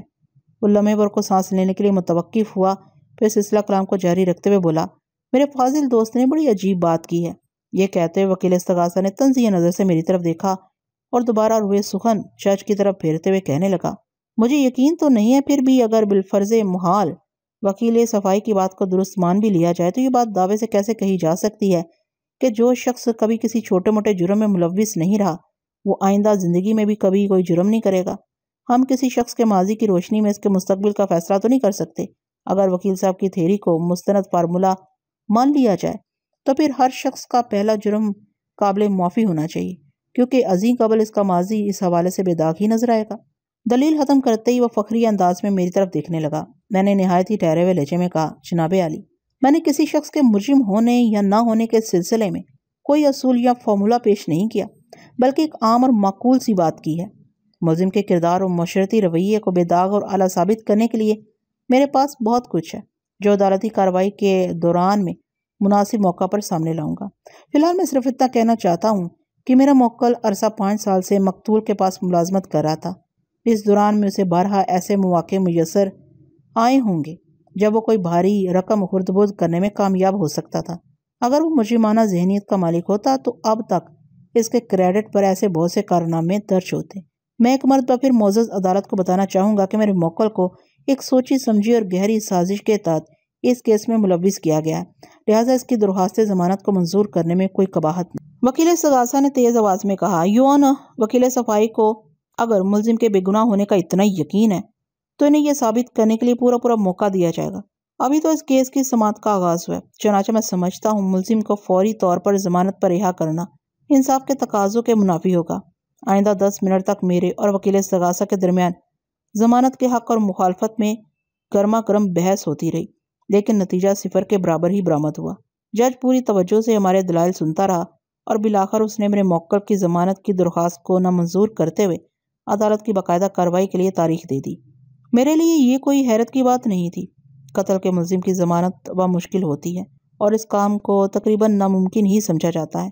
میں اپنی اس روز کی کارکردگی سے پوری طرح مطمئن تھا۔ اس روز عدالت میں ملزم کی بیوی فوزیہ کے علاوہ عبدالرؤف بھی موجود تھا۔ نرگس کو مصلحتاً فوزیہ پوس میں چھوڑ آئی تھی۔ اس کا یہ اقدام سمجھداری پر مبنی تھا۔ نرگس معصوم سوچ کی مالک ایک ننھی سی گڑیا تھی۔ باپ کو عدالت کے کٹہرے میں دیکھ کر خواہ مخواہ اس کا ذہن پریشان ہوتا۔ فوزیہ نے اسے اپنے ساتھ نہ لا کر عقلمندی کا ثبوت دیا تھا۔ میں عدالت کے کمرے سے باہر نکلا تو عبدالرؤف اور فوزیہ میرے دائیں بائیں چلنے لگے۔ فوزیہ نے دل گرفتہ لہجے میں کہا، وکیل صاحب، مستقیم کی ضمانت تو نہیں ہو سکی، اب کیا ہوگا؟ اب جو بھی ہوگا وہ تمہارے اور تمہارے شوہر کے حق میں اچھا ہی ہوگا۔ میں نے تسلی دینے والے انداز میں کہا، پھر اسے قتل کے ملزم اور اس کی ضمانت کے مسائل سے آگاہ کرنے کے بعد ٹھہرے ہوئے لہجے میں اضافہ کیا، انشاءاللہ اس کیس کا فیصلہ آپ کے شوہر کی آزادی کا پیام ثابت ہوگا۔ بس آپ اپنے حوصلے کو تھام کر کے آئندہ پیشی پر صورتحال خاصی مختلف نظر آئے گی۔ بیگ صاحب، ایک خوشی کی خبر ہے، عبدالرؤف نے مجھے مخاطب کرتے ہوئے کہا۔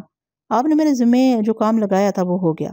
بات ختم کرتے ہی وہ مجھے مذکورہ کام کی تفصیل سے آگاہ کرنے لگا۔ میں نے پوری توجہ سے اس کی بات سنی اور سراہنے والے انداز میں کہا، رؤف صاحب، آپ ایک سچے سماجی کارکن ہیں، مجھے یقین ہے آپ بہت ترقی کریں گے۔ وہ عاجزی سے بولا، بیگ صاحب بس کیا کروں، مجھے اپنے بزنس سے زیادہ فرصت نہیں ملتی، ورنہ جی تو چاہتا ہے اپنے شب و روز کو خدمت خلق کے لیے وقف کر دوں۔ آپ جتنا کر رہے ہیں یہ بھی بہت ہے، میں نے کہا۔ پھر فوزیہ کی طرف اشارہ کرتے ہوئے اضافہ کیا، یہ بہت ہی گھبرائی ہوئی ہیں، آپ کا تو اکثر و بیشتر تھانے کچہری سے واسطہ پڑتا رہتا ہوگا، انہیں حوصلہ دے کے زیادہ پریشان ہونے کی ضرورت نہیں، سب ٹھیک ہو جائے گا۔ فوزیہ نے ممنونیت بھری نظروں سے مجھے دیکھا، تاہم خاموشی رہی۔ میں ان سے رخصت ہو کر دوسری عدالت کی جانب بڑھ گیا۔ استغاثہ کی طرف سے نصف درجن سے زائد گواہوں کی فہرست عدالت میں پیش کی گئی تھی، لیکن میں یہاں پر نہایت ہی اہم گواہوں کے بیانات اور ان پر ہونے والی جرح کا احوال پیش کروں گا۔ جج نے عدالتی کارروائی شروع کی اور فرد جرم پڑھ کر سنائی۔ ملزم نے صحت جرم سے صاف انکار کر دیا۔ اس کے بعد ملزم کا بیان ریکارڈ کیا گیا جو میری ہدایات اور مشوروں کا آئینہ دار تھا۔ بیان کی تکمیل پر وکیل استغاثہ نے ملزم پر بڑی کڑی جرح کی، مگر میرا موکل نہایت ہی ہمت اور تحمل سے وکیل مخالف کے سوالات کے سامنے ڈٹا رہا۔ اپنی باری پر میں نے ایک دو سرسری سے سوالات کے بعد جرح موقوف کر دی۔ جج نے وکیل استغاثہ کی طرف دیکھتے ہوئے گواہوں کو پیش کرنے کا حکم جاری کیا اور اسی وقت میں بول اٹھا۔ میں نے جج کو مخاطب کرتے ہوئے معتدل لہجے میں کہا، جناب عالی، اس سے پہلے کہ استغاثہ کے گواہوں کا سلسلہ شروع ہو، میں اس کیس کے تفتیشی آفیسر سے چند سوالات کرنا چاہتا ہوں۔ پولیس کی طرف سے عدالت میں جو استغاثہ دائر کیا گیا ہے، اس میں بعض باتیں خاصی الجھی ہوئی اور نامکمل نظر آتی ہیں۔ تفتیشی آفیسر یا IO ہر پیشی پر عدالت میں موجود ہوتا ہے۔ میں صبح حرامی سے چلتے ہوئے کٹہرے کے پاس پہنچا اور سب انسپکٹر کی آنکھوں میں دیکھتے ہوئے پوچھا، IO صاحب، کیا میں آپ کا نام جان سکتا ہوں؟ وہ سپاٹ لہجے میں بولا، حمید شاہ۔ کیا میں آپ کو صرف شاہ صاحب یا شاہ جی کہہ کر مخاطب کر سکتا ہوں؟ اس میں کوئی حرج نہیں، وہ گہری سنجیدگی سے بولا۔ میں نے سوال کیا، شاہ جی، پولیس رپورٹ میں میرے موکل کو یار اور چالاک شخص قرار دیا گیا ہے، کیا اس سلسلے میں آپ کا کوئی ذاتی تجربہ ہے؟ میں سمجھا نہیں۔ وہ الجھن زدہ نظر سے مجھے دیکھنے لگا۔ میں نے آسان الفاظ میں سمجھانے کی کوشش کی، میں صرف یہ جاننا چاہتا ہوں کہ کبھی آپ کے ساتھ ملزم نے کوئی عیاری یا چالاکی دکھانے کی صحیح کی؟ جی نہیں، وہ برہمی سے بولا، مجھے ذاتی طور پر ایسا کوئی تجربہ نہیں ہوا۔ اس کے باوجود بھی آپ نے اپنی رپورٹ میں میرے بے گناہ موکل کو انتہائی موقع پرست، عیار اور چالاک شخص ثابت کرنے کی کوشش کی ہے۔ کیا میں اس کی وجہ جان سکتا ہوں؟ ملزم نے جو کارنامہ سر انجام دیا ہے، اس سے اس کی چالاکی اور عیاری کو سمجھا جا سکتا ہے۔ وہ الجھن زدہ انداز میں بولا، حالات و واقعات سے سب کچھ ظاہر ہو رہا ہے، اس کے لیے کسی ذاتی تجربے کی ضرورت نہیں۔ میں نے تیز نظر سے اسے گھورا اور جرح کے سلسلے کو آگے بڑھاتے ہوئے کہا، حمید شاہ صاحب، آپ نے حالات و واقعات کی بات کی ہے۔ استغاثہ کی رپورٹ اور حالات و واقعات سے ظاہر ہوتا ہے کہ جائے وقوع کے متعدد مقامات پر ملزم کی انگلیوں کے نشانات پائے گئے ہیں۔ انہی فنگر پرنٹس کی بنا پر آپ نے میرے موکل کو ملزم گردانتے ہوئے گرفتار کیا ہے۔ کیا میں صحیح کہہ رہا ہوں؟ ایک حد تک آپ بالکل درست کہہ رہے ہیں، وہ ڈپلومیٹک انداز میں بولا۔ ملزم کی گرفتاری کی ایک بنیاد تو وہاں پائے جانے والے اس کے فنگر پرنٹس ہیں، اور دوسری بڑی اور کبھی وجہ اس کا مقتول سے اس کی زندگی میں آخری مرتبہ ملاقات کرنا ہے۔ جب وقوع کے روز ملزم مقتول کے کمرے میں داخل ہوا تو اس وقت تک مصدقہ طور پر مقتول زندہ تھا۔ فیض احمد نامی دیرینہ ملازم سے باقاعدہ انٹرکام پر اس کی بات ہوئی تھی۔ ملزم کے وہاں سے رخصت ہو جانے کے بعد جب فیض احمد کو مقتول کے کمرے میں جانے کی ضرورت پیش آئی تو اس نے مقتول کو مردہ حالت میں پایا۔ اس سے بڑے واضح انداز میں ثابت ہو رہا ہے کہ مقتول کے ساتھ جو بھی اندھوناک واقعہ پیش آیا اس میں سراسر ملزم کا ہاتھ ہے۔ انکوائری آفیسر نے اپنی بات ختم کر کے ستائش طلب نظر سے وکیل استغاثہ کو دیکھا۔ میری نگاہ بھی وکیل مخالف کی جانب اٹھ گئی۔ اس وقت بڑے معنی خیز انداز میں زیر لب مسکرا رہا تھا۔ میں واپس تفتیشی آفیسر کی طرف متوجہ ہو گیا۔ شاہ صاحب، آپ نے میرے موکل کو قاتل ٹھہرانے کے سلسلے میں اپنے بیان کے ایک حصے کو فیض احمد نامی شخص کے ساتھ منسلک کر دیا ہے۔ چلو یہ بھی اچھا ہے۔ جب فیض احمد نامی یہ شریف آدمی استغاثہ کے گواہ کی حیثیت سے کٹہرے میں آ کر کھڑا ہوگا تو اس سے بھی سوال و جواب ہو ہی جائیں گے۔ فی الحال ہم فنگر پرنٹس کی بات کرتے ہیں۔ آپ نے بتایا ہے، اور جیسا کہ استغاثہ کی رپورٹ میں بھی اس بات کا مفصل ذکر موجود ہے کہ جائے وقوع یعنی مقتول کے کمرے میں متعدد مقامات پر ملزم کی انگلیوں کے نشانات پائے گئے ہیں، خصوصاً دروازے کے اندرونی اور بیرونی ہینڈل کو ہائی لائٹ کیا گیا ہے۔ آپ سے میرا صرف اتنا سا سوال ہے۔ میں نے ڈرامائی انداز میں لمحاتی توقف کیا، پھر کہا، کیا جائے وقوع پر میرے موکل کے علاوہ بھی کسی انسان کے فنگر پرنٹس پائے گئے ہیں؟ یہ پیچیدہ آسان سوال سن کر وہ گڑبڑا گیا، پھر سنبھلے ہوئے لہجے میں بولا، جی ہاں، مقتول کے کمرے میں ملزم کے علاوہ دوسرے لوگوں کی انگلیوں کے نشانات بھی ملے ہیں۔ پھر آپ نے ان لوگوں میں سے کسی کو قاتل ڈکلیئر کیوں نہیں کر دیا؟ میں نے ہنسے جارحانہ انداز میں کہا، کیا آپ نے تمام افراد کے فنگر پرنٹس کو چیک کر کے متعلقہ افراد سے بھی پوچھ گچھ کی تھی، یا ایک طے شدہ پروگرام کے تحت آپ کو صرف میرے موکل کے فنگر پرنٹس کی تلاش تھی تاکہ نہ ہنگ لگے نہ پھٹکری اور رنگ بھی چوکھا چڑھائے؟ میں نے آخری جملہ نہایت ہی معنی خیز اور طنزیہ انداز میں ادا کیا تھا۔ وٹنس باکس میں کھڑا تفتیشی آفیسر تل ملا کر رہ گیا، پھر تھوک نگلتے ہوئے اس نے میرے سوال کا جواب دیتے ہوئے کہا، وکیل صاحب، بات دراصل یہ ہے کہ میں نے واضح طور پر محسوس کیا کہ وہ اپنی برہمی کو ضبط کرنے کی کوشش کر رہا تھا۔ ہم نے متعدد فنگر پرنٹس میں سے آپ کے موکل کے فنگر پرنٹس کا انتخاب اس لیے کیا ہے کہ یہ سب کے اوپر پائے گئے تھے، یعنی ان کے اوپر کسی اور کے فنگر پرنٹس نہیں ملے۔ خاص طور پر دروازے کا اندرونی اور بیرونی ہینڈل اس امر کا بین ثبوت ہے، اور اس کی وجہ بھی کوئی ڈھکی چھپی نہیں۔ مقتول کی زندگی میں وہ لمحے بھر کو معنی خیز انداز میں متوقف ہوا، پھر اپنی بات پوری کرتے ہوئے بولا، مقتول کی زندگی میں اس کے کمرے میں جو آخری شخص داخل ہوا وہ یہی شخص تھا، ملزم مستقیم۔ بات ختم کرتے اس نے ایکیوزڈ باکس ملزموں کو کٹہرے میں کھڑے میرے موکل کی جانب اشارہ کیا۔ میں نے اس کی اداکاری کو نظر انداز کرتے ہوئے متحمل لہجے میں کہا، آئیو صاحب، جیسا کہ سننے میں اور بعض اوقات دیکھنے میں بھی آیا ہے کہ پولیس کی تفتیش کے آگے کسی کی پیش نہیں جاتی، پتھر بولنے پر اور ہاتھی خود کو چور چور کہنے پر مجبور ہو جاتا ہے، اور ایسی کوئی بات نہیں۔ وہ قطع کلامی کے توسط سے تردیدی لہجے میں بولا، ہمارے بارے میں اس قسم کی ظالمانہ کارروائیاں مشہور کر دی گئی ہیں۔ ہم تفتیش کے سلسلے میں جرائم پیشہ افراد پر تھوڑی سختی ضرور کرتے ہیں، لیکن ہم ویسے ظالم اور جلاد ہرگز نہیں ہیں جس طور پر ہمیں بدنام کیا جاتا ہے۔ آپ نے میری پوری بات سنی نہیں اور بولنا شروع کر دیا۔ میں نے حفقی امیز لہجے میں کہا، آپ نے میری پوری بات سنی نہیں اور بولنا شروع کر دیا۔ میں نے حفقی امیز لہجے میں کہا، چلے ہم مبینہ ظالمانہ کارروائیوں کے بجائے آپ کی مروجہ تفتیش کا ذکر کرتے ہیں۔ ملزم عدالتی ریمانڈ پر 7 روز کے لیے آپ کی کسٹڈی میں رہا ہے۔ آپ نے اقبال جرم کروانے اور ڈکیتی کی رقم کا سراغ لگانے کے لیے اس پر اپنا ہر مروجہ تفتیشی حربہ آزمایا ہوگا، لیکن حیرت کی بات ہے کہ میرے موکل نے اقرار جرم کیا اور نہ ہی 50,000 روپے کے بارے میں آپ کو کچھ بتایا؟ حالانکہ رقم کے سلسلے میں آپ نے اسے ایک تگڑی آفر بھی کی تھی۔ میں نے معنی خیز انداز میں اس کی آنکھوں میں جھانکا اور تھوڑے توقف کے بعد دہرایا، وہی 50-50 والی آفر؟ مجھے اپنے موکل کی زبانی پتہ چلا تھا کہ 50,000 روپے کی رقم برآمد کروانے کے لیے پولیس والوں نے اسے ایک پیشکش کی تھی۔ اگر وہ انہیں بتا دے کہ اس نے 50,000 روپے کہاں چھپائے ہیں تو اس رقم میں سے 25,000 روپے خفیہ طور پر اسے دے دیں گے۔ ابھی میں نے تفتیشی آفیسر سے اسی پیشکش کا ذکر کیا تھا۔ وہ میری بات سن کر بھڑک اٹھا اور ہنسے ناگوار لہجے میں بولا، ہم نے ملزم کو کسی قسم کی کوئی آفر نہیں کی تھی۔ اور وہ ہنسا جذباتی ہونے لگا۔ اور جہاں تک ہماری تفتیش اور ملزم کے اقبال جرم نہ کرنے کا تعلق ہے تو اس سلسلے میں تو ابھی ابتدا ہوئی ہے۔ استغاثہ ثابت کر دے گا کہ کسی شخص نے 50,000 روپے کی خاطر اپنے مالک کو قتل کیا اور رقم سے بھرا ہوا بریف کیس لے کر جائے واردات سے فرار ہو گیا۔ بات کے اختتام پر اس نے نفرت بھری نظر سے میرے موکل کی جانب دیکھا۔ میں نے استہزائی انداز میں کہا، استغاثہ اور ڈیفینس جو کچھ بھی ثابت کریں گے وہ تو سامنے آ ہی جائے گا۔ فی الحال تو استغاثہ کی رپورٹ بڑی بے بسی سے یہ کہتی ہوئی دکھائی دیتی ہے ملزم نے آلہ قتل کو کسی گٹر وغیرہ میں بہا دیا ہوگا اور مال مسروقہ کو بھی اس نے نہایت ہی خفیہ طریقے سے کہیں ٹھکانے لگا دیا ہے، کیونکہ اس کام کے لیے اسے اچھا خاصا وقت مل گیا تھا۔ اب وقت سے یاد آیا، میں نے اس انداز میں توقف کیا جیسے کوئی نہایت ہی عام بات کرنے جا رہا ہوں۔ تفتیشی آفیسر اور وکیل استغاثہ نے بیک وقت چونک کر میری طرف دیکھا۔ دونوں کے چہرے اور آنکھوں میں الجھن واضح طور پر نظر آ رہی تھی۔ میں نے بات کو آگے بڑھاتے ہوئے کہا، ملزم لگ بھگ 7:15 بجے جائے وقوع سے رخصت ہوا تھا اور اس کی گرفتاری رات 9:30 بجے عمل میں آئی تھی۔ اس حساب کتاب کی روح سے واقعی اچھا خاصا وقت مل گیا تھا۔ کیا آپ نے ملزم سے جاننے کی کوشش کی کہ اس نے مذکورہ وقت کہاں اور کیسے گزارا تھا؟ جی ہاں، معلوم کیا تھا۔ تفتیشی آفیسر نے اس بات میں سر ہلایا۔ میں نے پوچھا، پھر اس نے کیا جواب دیا؟ ملزم نے ہمیں بتایا کہ دفتر سے رخصت ہونے کے بعد وہ اپنے ایک دوست سے ملنے کسی ریسٹورنٹ میں چلا گیا تھا۔ عبدالغفور نامی اس کا وہ دوست مذکورہ ریسٹورنٹ میں بیراگیری کرتا ہے۔ تفتیشی آفیسر نے جواب دیا۔ ملزم کے مطابق وہ لگ بھگ 8:45 بجے اس ریسٹورنٹ سے روانہ ہوا تھا۔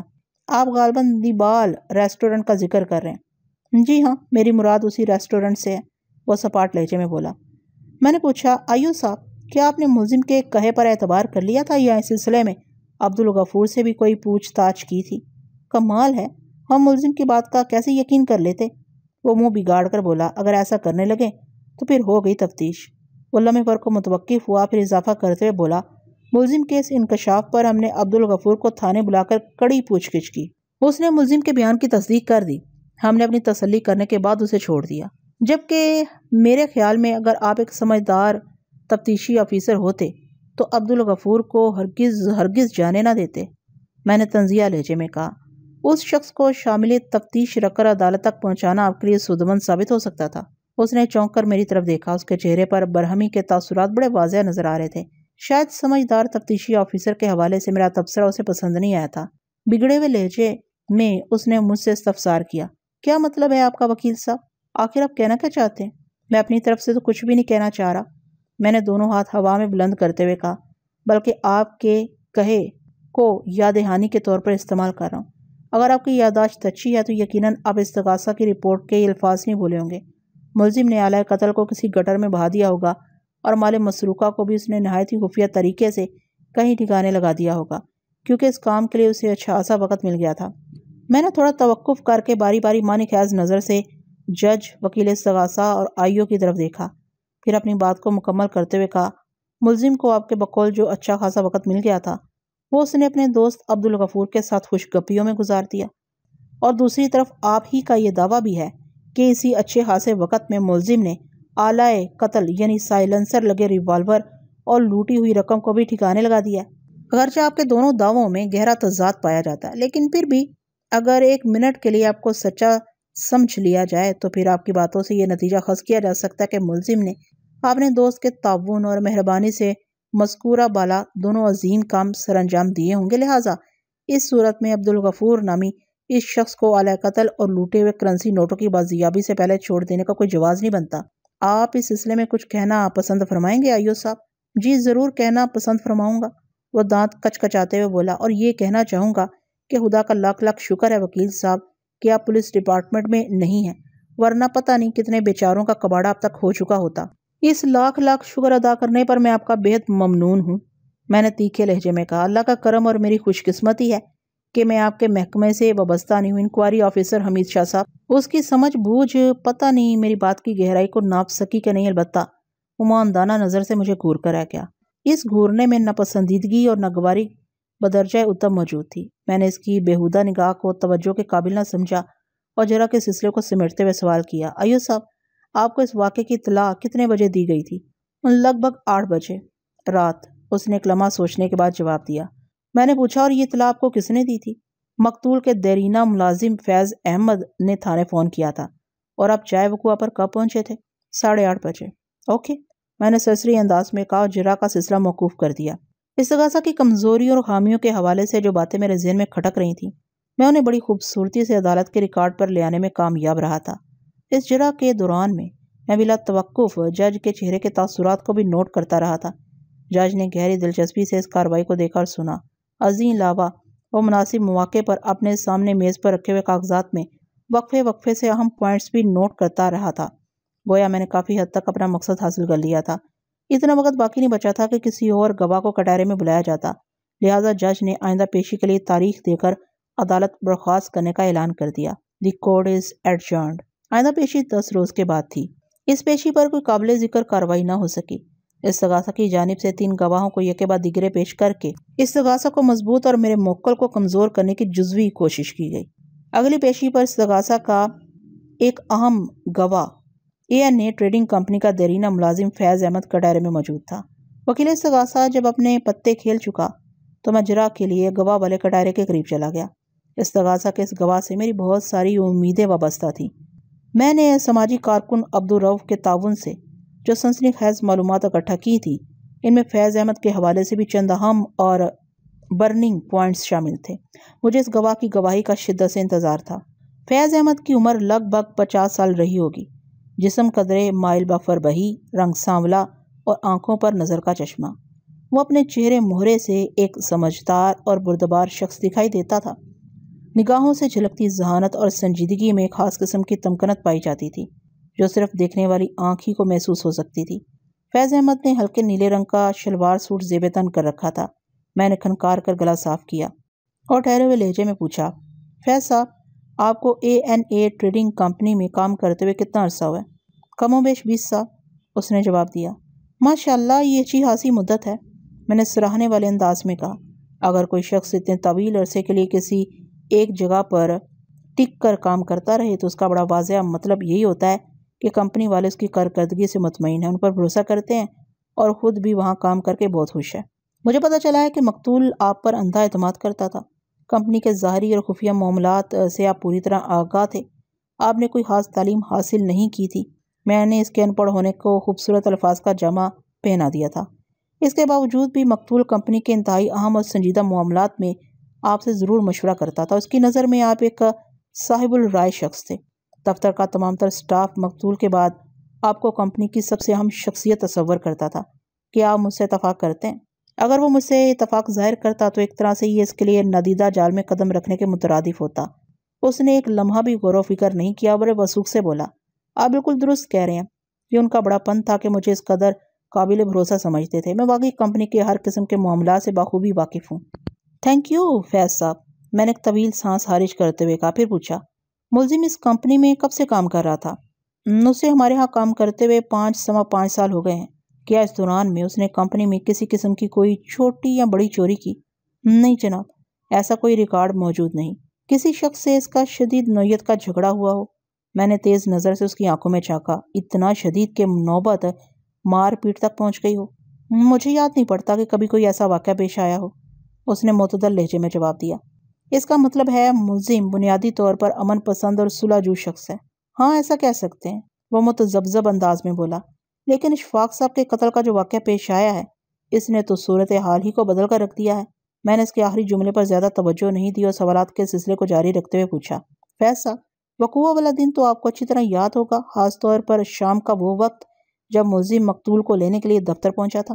جی ہاں، وہ تمام واقعات کسی دستاویزی فلم کے مانند میرے ذہن میں تازہ ہیں، اس نے ٹھہرے ہوئے لہجے میں جواب دیا۔ یہ بہت اچھی بات ہے، میں نے ذمینی انداز میں کہا، پھر کٹہرے میں کھڑے استغاثہ کے گواہ فیض احمد سے استفسار کیا۔ اس روز لگ بھگ 7 بجے شام ملزم دفتر پہنچا۔ میرے موکل کے مطابق اس وقت 7 بجنے میں 10 منٹ باقی تھے۔ اس وقت تک دفتر کا سارا عملہ چھٹی کر کے گھر جا چکا تھا۔ صرف آپ ہی دفتر میں موجود تھے یا پھر مقتول؟ ملزم نے آپ کو بتایا کہ وہ ٹھیک 7 بجے مقتول کو گھر لے کر جائے گا۔ آپ نے ملزم سے کہا کہ صاحب کو کسی دوست کا انتظار ہے، وہ جب تک اپنے دوست سے ملاقات نہیں کر لیں گے دفتر سے نہیں اٹھیں گے۔ اس پر ملزم نے بلاوے کے اس فون کا تذکرہ کیا جو مقتول نے اپنی بیوی الماس کو کیا تھا۔ آپ نے ایسے کسی فون سے لا علمی کا اظہار کیا۔ اس پر ملزم الجھن کا شکار ہونے لگا تو آپ نے انٹرکام پر مقتول سے اس کی بات کرا دی، جس کے نتیجے میں مقتول نے ملزم کو اپنے کمرے میں بلا لیا تھا۔ یہاں تک اگر میں نے کوئی بات غلط کہی ہو تو آپ مجھے ٹوک دیں۔ اس نے نفی میں گردن ہلائی اور بڑے اعتماد سے بولا، وکیل صاحب آپ نے حالات و واقعات کی جو ترتیب بیان کی ہے بالکل ایسے ہی پیش آیا تھا۔ یہاں تک تو سب ٹھیک ہے، میں نے ایک طویل سانس خارج کرتے ہوئے کہا، لیکن اس کے بعد مقتول کے کمرے میں جو کچھ ہوا اس پر ڈیفینس اور استغاثہ کے درمیان شدید اختلاف ہے۔ میرا کہنا یہ ہے کہ مقتول نے ملزم سے اپنی حقیقی کا اظہار کیا تھا۔ جب اس نے آنے سے منع کر دیا تھا تو وہ اسے لینے کے لیے کیوں پہنچ گیا؟ ملزم نے بیگم صاحبہ کا حوالہ دے کر اپنی پوزیشن صاف کرنا چاہی۔ اس پر مقتول نے اپنی بیگم کے لیے الفاظ استعمال کیے۔ اس کا دماغ خراب ہو گیا ہے، میری نگرانی کے مختلف طریقے اپناتی رہتی ہے۔ میں نے صبح اس پر واضح کر دیا تھا کہ ایک ضروری میٹنگ کی وجہ سے آج مجھے دفتر میں دیر ہو جائے گی۔ اس کے باوجود بھی اس نے تمہیں چھاپا مارنے کے لیے یہاں بھیج دیا۔ کیا الماس نے تمہیں میری جاسوسی کا کام سونپ دیا ہے؟ میں نے لمحاتی توقف کیا، پھر بات کو آگے بڑھاتے ہوئے کہا، میرے موکل نے کسی طرح مقتول کو اپنی وفاداری کا یقین دلایا اور معذرت کرتے اس کے کمرے سے نکل آیا، مگر استغاثہ کا دعویٰ ہے کہ ملزم نے سائلنسر لگے ریوالور سے مقتول کے سینے میں 2 گولیاں اتار کر اس کا کام تمام کیا اور رقم والا بریف کیس اٹھا کر وہاں سے چلتا بنا۔ اس اختلافی صورتحال کی روشنی میں میرا آپ سے صرف اتنا سا سوال ہے فیض صاحب۔ میں نے سچویشن کو پرتاثر بنانے کے لیے تھوڑا وقفہ دیا، پھر سنسناتے ہوئے لہجے میں استغاثہ کے گواہ سے سوال کیا، فیض صاحب اچھی طرح سے سوچ کر بتائیں، جب ملزم مقتول کے کمرے سے برآمد ہوا تو اس کے ہاتھ میں کوئی بریف کیس تھا؟ نہیں، وہ بری طرح گڑبڑا کر رہ گیا، پھر قدرے سنبھل کر بولا، وہ دراصل بات یہ ہے کہ میں نے غور نہیں کیا تھا، اس لیے وثوق سے اس بارے میں کچھ نہیں کہہ سکتا۔ آپ بھی عجیب بات کر رہے ہیں فیض صاحب، ایک ناقابل یقین سی بات۔ میں نے طنزیہ لہجے میں کہا، بریف کیس اچھا خاصا حجم رکھتا ہے، وہ کوئی جیبی فلم یا دستی گھڑی نہیں ہوتی۔ کیا آپ کو اس پر غور کرنے کا موقع نہ ملا ہو، اور خاص طور پر اس صورت میں کہ ملزم نے مقتول کے کمرے سے نکلنے کے بعد آپ کی میز کا رخ کیا تھا اور گاڑی کی چابیاں آپ کے سپرد کرتے ہوئے کہا تھا کہ صاحب نے اسے چھٹی دے دی ہے؟ میں نے چند سیکنڈ کا توقف کیا، پھر اپنی بات کو مکمل کرتے ہوئے کہا، اس وقت دفتر میں آپ دونوں کے سوا عملے کا کوئی اور فرد موجود نہیں تھا، لہٰذا اس بات میں کسی شک کی گنجائش نہیں ہے کہ آپ نے لامحلہ ملزم کو دفتر سے رخصت ہوتے بھی دیکھا ہوگا۔ اگر میرے موکل نے کوئی بریف کیس اٹھا رکھا تھا تو یہ ممکن نہیں تھا کہ آپ کی نظر سے پوشیدہ رہتا۔ وہ میرے اس سنسناتے ہوئے استفسار پر بوکھلا کر رہ گیا، پھر امداد طلب نظر سے وکیل استغاثہ کو دیکھنے لگا۔ وکیل استغاثہ اپنے گواہ کو مجدار میں گھرا دیکھ کر فوراً مدد کو لپکا، یو آنر مجھے سخت اعتراض ہے۔ وکیل استغاثہ نے جج کی طرف دیکھتے ہوئے کہا، میرے فاضل دوست استغاثہ کے معزز گواہ کو خواہ مخواہ ہراساں کرنے کی کوشش کر رہے ہیں، جبکہ گواہ بڑے واضح الفاظ میں بتا چکا ہے کہ اس نے ملزم پر توجہ نہیں دی تھی، اس لیے بریف کیس کے حوالے سے وہ وکیل صفائی کے سوال کا جواب دینے سے قاصر ہے، جبکہ حقیقت یہ ہے کہ ملزم بریف کیس کے ساتھ وہاں سے رخصت ہوا تھا۔ میں نے طنزیہ لہجے میں آواز بلند کہا، اللہ کا شکر ہے آپ تو جواب دینے سے قاصر نہیں۔ میرا اشارہ سیدھا وکیل استغاثہ کی طرف تھا۔ میں نے جج کی طرف دیکھتے ہوئے اپنی بات مکمل کی، یو آنر، مطرز وکیل استغاثہ بریف کیس کے ساتھ ملزم کی جائے وقوع سے رخصتی کو اتنے وثوق سے بیان کریں جیسے وہ بذات خود وہاں موجود تھے۔ جج نے وکیل استغاثہ سے پوچھا، وکیل صاحب آپ اس بارے میں کیا کہتے ہیں؟ جناب ظاہر ہے میں جائے واردات پر تو موجود نہیں تھا، اس نے متعاملانہ انداز میں کہا، لیکن حالات کا تجزیہ کرنے کے لیے عقل کی ضرورت ہوتی ہے۔ کوئی بھی سمجھدار آدمی ان حالات و واقعات سے واقف ہوگا تو اسی نتیجے پر پہنچے گا جو میں نے بیان کیا ہے۔ میں نے سرسری مگر چپتے ہوئے انداز میں کہا، مجھے یہ سن کر ازحد خوشی ہوئی کہ میرے فاضل دوست ایک عقلمند انسان ہے۔ بہرحال مہمانی خیز انداز میں بات ادھوری چھوڑ کر استغاثہ کے گواہ کی طرف متوجہ ہو گیا، فیض صاحب چلیں، میں آپ کی بات کا یقین کر لیتا ہوں کہ آپ نے غور نہیں فرمایا کہ وقوع کے روز ملزم جائے واردات سے بریف کیس کے ساتھ رخصت ہوا تھا یا حالی حال، لیکن اب میں آپ سے جو سوالات کرنے والا ہوں ان کا بہت سوچ سمجھ کر ٹھیک جواب دینا ہوگا۔ غور نہیں کیا تھا والا معاملہ استعمال نہیں ہوگا فیض صاحب۔ وہ الجھن زدہ مگر خاموش نظر سے مجھے دیکھنے لگا۔ اب وقت آ گیا تھا کہ میں عبدالرؤف کی کڑی محنت کے نتیجے میں حاصل ہونے والی معلومات کو کام میں لاؤں۔ استغاثہ کے گواہوں سے سوال و جواب بہت کھیل لیا تھا، اب پاسا پلٹنے کا موقع تھا۔ میں نے اپنے ذہن میں موجود خیالات کو ایک جگہ مجتمع کیا اور ذرا مختلف زاویے سے فیض احمد کی جانب متوجہ ہو گیا۔ فیض صاحب، میں نے نہایت ہی ٹھہرے ہوئے لہجے میں گواہ کو مخاطب کیا۔ بقوا کے روز مقتول دفتر میں بیٹھا اپنے کسی دوست کا انتظار کر رہا تھا جس سے وہ کوئی نہایت ہی اہم میٹنگ کرنے والا تھا۔ یہ میٹنگ طویل بھی ہو سکتی تھی، اسی سبب اس نے ملزم کو بڑے واضح الفاظ میں منع کر دیا تھا کہ وہ اسے لینے کے لیے دفتر نہ آئے۔ آپ سے میں صرف اتنا پوچھنا چاہتا ہوں کہ بقوا کے روز مقتول اپنے کس دوست کا انتظار کر رہا تھا؟ ان لمحات میں وہ مجھے خاصی مشکل میں دکھائی دیا۔ یوں محسوس ہوتا تھا جیسے میرے سوال نے اسے کڑی آزمائش میں ڈال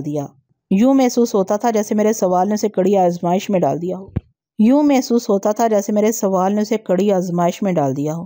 وہ متذبذب نظر آیا تو میں نے اپنی گرفت مضبوط کرتے ہوئے قدرے سخت الفاظ میں یہ اضافہ بھی کر دیا، فیض صاحب، آپ مقتول اور اس کے دفتر کے داخلی اور خارجی تمام امور سے پوری طرح آگاہ، بلکہ ان میں آپ کا غالب عمل دخل بھی ہے۔ لہٰذا یہ سوچنا کہ آپ کو نہیں معلوم تھا کہ بقوا کے روز مقتول سے کون ملنے کے لیے آنے والا تھا، ایک احمقانہ خیال ہوگا۔ مجھے یقین ہے آپ اس شخصیت سے اچھی طرح واقف ہیں جو اس روز وہاں آنے والی تھی۔ کیا آپ معزز عدالت کو اس شخصیت کے بارے میں کچھ بتائیں گے؟ وہ خاصا مضطرب اور متذبذب نظر آنے لگا۔ میرے سوال نے اسے نہ پائے رفتن نہ جائے ماندن ایسی صورتحال سے دوچار کر دیا تھا۔ اس موقع پر ایک مرتبہ پھر وکیل استغاثہ نے اپنی موجودگی کا یقین دلاتے ہوئے حق استغاثہ ادا کرنے کی پوری کوشش کی۔ آبجیکشن یور آنر، اس نے چیخ سے مشابہ احتجاجی لہجے میں کہا۔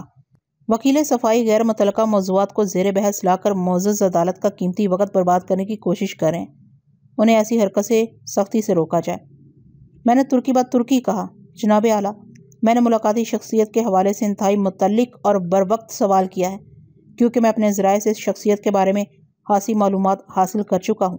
مذکورہ شخصیت اس کیس سے ایک خاص زاویے سے جڑی ہوئی ہے، اس لیے اسے غیر متعلق کہنا مناسب نہیں ہوگا۔ اگر ضرورت پیش آئی تو میں اس شخصیت کو گواہی کے لیے عدالت تک لانے کی زحمت بھی دے سکتا ہوں کیونکہ وہ بہرحال مقتول سے گہری ہمدردی رکھتا تھا۔ اگر آپ کو اتنا سب کچھ معلوم ہے تو پھر آپ خود ہی اس پراسرار شخصیت کی نقاب کشائی کر دیں، وکیل استغاثہ نے طنزیہ لہجے میں کہا۔ خواہ مخواہ استغاثہ کے گواہ کو کیوں پریشان کیا ہوا ہے؟ میں نے اینٹ کا جواب پتھر سے دیتے ہوئے کہا، استغاثہ کے گواہ فیض احمد کو میں نے نہیں بلکہ آپ نے پریشانی میں ڈالنے کے لیے عدالت تک پہنچایا ہے، ورنہ اس کیس کے بارے میں بھلا آپ سے زیادہ کون جانتا ہے؟ سب کچھ آپ ہی یہاں تشریف لا کر بیان فرما دیتے۔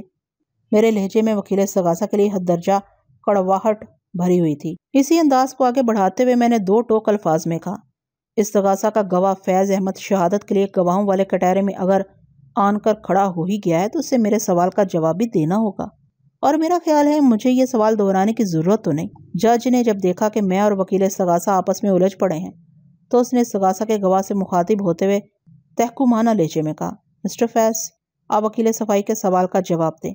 فرار کی کوئی راہ نہ پا کر اس نے جز بز ہوتے ہوئے کہا، طیب نادری، میں نے انجان بنتے ہوئے تفریح لینے والے انداز میں کہا، غالباً آپ حکیم طیب نادری کی بات کر رہے ہیں۔ جی ہاں، وہی حکیم صاحب، وہ بے ساختہ بول اٹھا۔ حکیم نادری صاحب ایک مستند معالج ہیں، خاص طور پر امراض پوشیدہ اور پیچیدہ کا بڑا کامل اور شافی علاج کرتے ہیں، میں نے انکشاف انگیز لہجے میں کہا۔ پچھلے کچھ عرصے سے مقتول بھی ان کے زیر علاج تھا اور وہ اپنے مریض کے لیے ایک خاص نسخہ بھی تیار کرنے والے تھے جس میں مگرمچھ کے پھیپھڑے اور افریقی گوریلی کی چربی بھی استعمال ہوتی ہے۔ یہ دونوں نایاب اور قیمتی اشیاء منگوانے کے لیے مقتول نے حکیم صاحب کو 50,000 روپے دینے کا وعدہ کیا تھا۔ بقوا کے روز مقتول یہی 50,000 روپے بریف کیس میں بند کیے اپنے محسن مسیحا حکیم طبیب نادری کی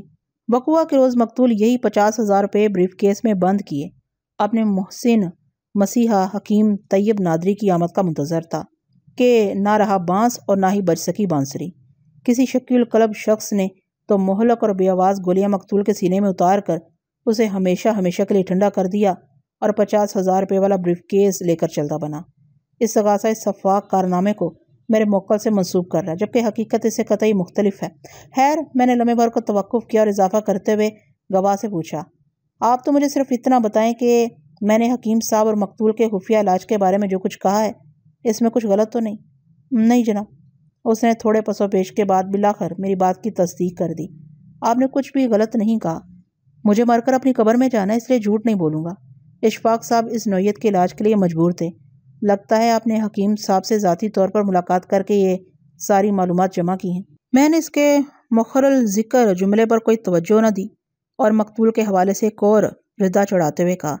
ہاں فیض صاحب، آپ نے بالکل سچ کہا۔ مجبوری انسان سے بہت کچھ کروا دیتی ہے، اور اپنے کسی مرض کا علاج کروانا تو عین کار ثواب بھی ہے، خاص طور پر جب کوئی انسان بڑھاپے میں کسی جوان انسان کو شریک حیات بنا بیٹھے تو یہ مجبوری اور ضرورت کچھ زیادہ ہی خوفناک انداز میں سامنے کھڑے ہو کر تقاضا کرنے لگتی ہے۔ بہرحال میں نے گہری سانس چھوڑی اور کہا، آپ یہ بتائیں کہ آیا حکیم صاحب وقوعہ کے روز مقتول سے ملاقات کے لیے دفتر پہنچے تھے یا نہیں؟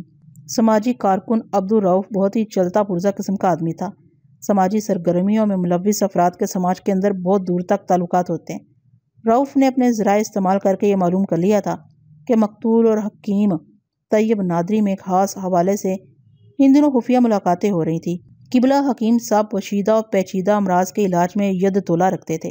ان کی شہرت کسی تعارف کے محتاج نہیں تھی۔ تاہم مزید تصدیق کے لیے رؤف ایک رات حکیم صاحب سے جا کر مل بھی لیا تھا، اور حکیم صاحب نے اس سلسلے میں اسے پوری تفصیل سے آگاہ کر دیا تھا۔ اگر مقتول کو وہ جان لیوا حادثہ پیش نہ آیا ہوتا تو شاید حکیم صاحب رازداری کے تقاضے نبھاتے ہوئے زبان نہ کھولتے، لیکن مقتول کی موت کے بعد حکیم صاحب بھی چاہتے تھے کہ جلد از جلد مقتول کا اصل قاتل قانون کی گرفت میں آ جائے، لہٰذا وہ سماجی کارکن عبدالرؤف سے بھرپور تعاون پر آمادہ ہو گئے تھے، اور ان کا یہ کارآمد تعاون رؤف کے توسط سے مجھ تک پہنچ گیا تھا، بلکہ اس سلسلے میں مجھے گواہ کا جواب بھی معلوم تھا۔ گواہ فیض احمد نے میرے سوال کے جواب میں بتایا، اس روز حکیم صاحب اشفاق صاحب سے ملنے نہیں آ سکے تھے، بلکہ 7:30 بجے ان کا فون آ گیا۔ انہیں ایمرجنسی میں کہیں جانا پڑ گیا تھا، اس لیے وہ دفتر پہنچنے سے قاصر تھے۔ میں نے وہ فون کال اشفاق صاحب کو دے دی تھی۔ یعنی آپ یہ کہنا چاہتے ہیں کہ 7:30 بجے طیب نادری اور مقتول کے درمیان مختصر ٹیلی فونک گفتگو ہوئی تھی؟ جی ہاں، اس نے اس بات میں جواب دیا۔ اگلے ہی لمحے وہ پریشان نظر سے مجھے تکنے لگا۔ اس کے تاثرات سے یہ اندازہ ہوتا تھا جیسے اسے کچھ غلط کہہ دینے کا احساس ہو رہا ہو۔ کیا غلط اس کی سمجھ میں یہ بات نہیں آ رہی تھی، مگر میں اس موقع پر کوئی غلطی کرنے کے بارے میں سوچ بھی نہیں سکتا تھا۔ حکیم نادری کی شفا کے سبب ایک نادر موقع میرے ہاتھ لگ گیا تھا، اس سے فوری فائدہ نہ اٹھانا حماقت عظیم کے مترادف ہوتا۔ میں نے ہاسے پرجوش انداز میں اپنی فائلوں پر ہاتھ مارا اور بآواز بلند کہا، "the point is to be noted your honour." وکیل استغاثہ نے چونک کر جج کی طرف دیکھا۔ یقیناً میرا پوائنٹ اس کی سمجھ میں نہیں آ سکا تھا۔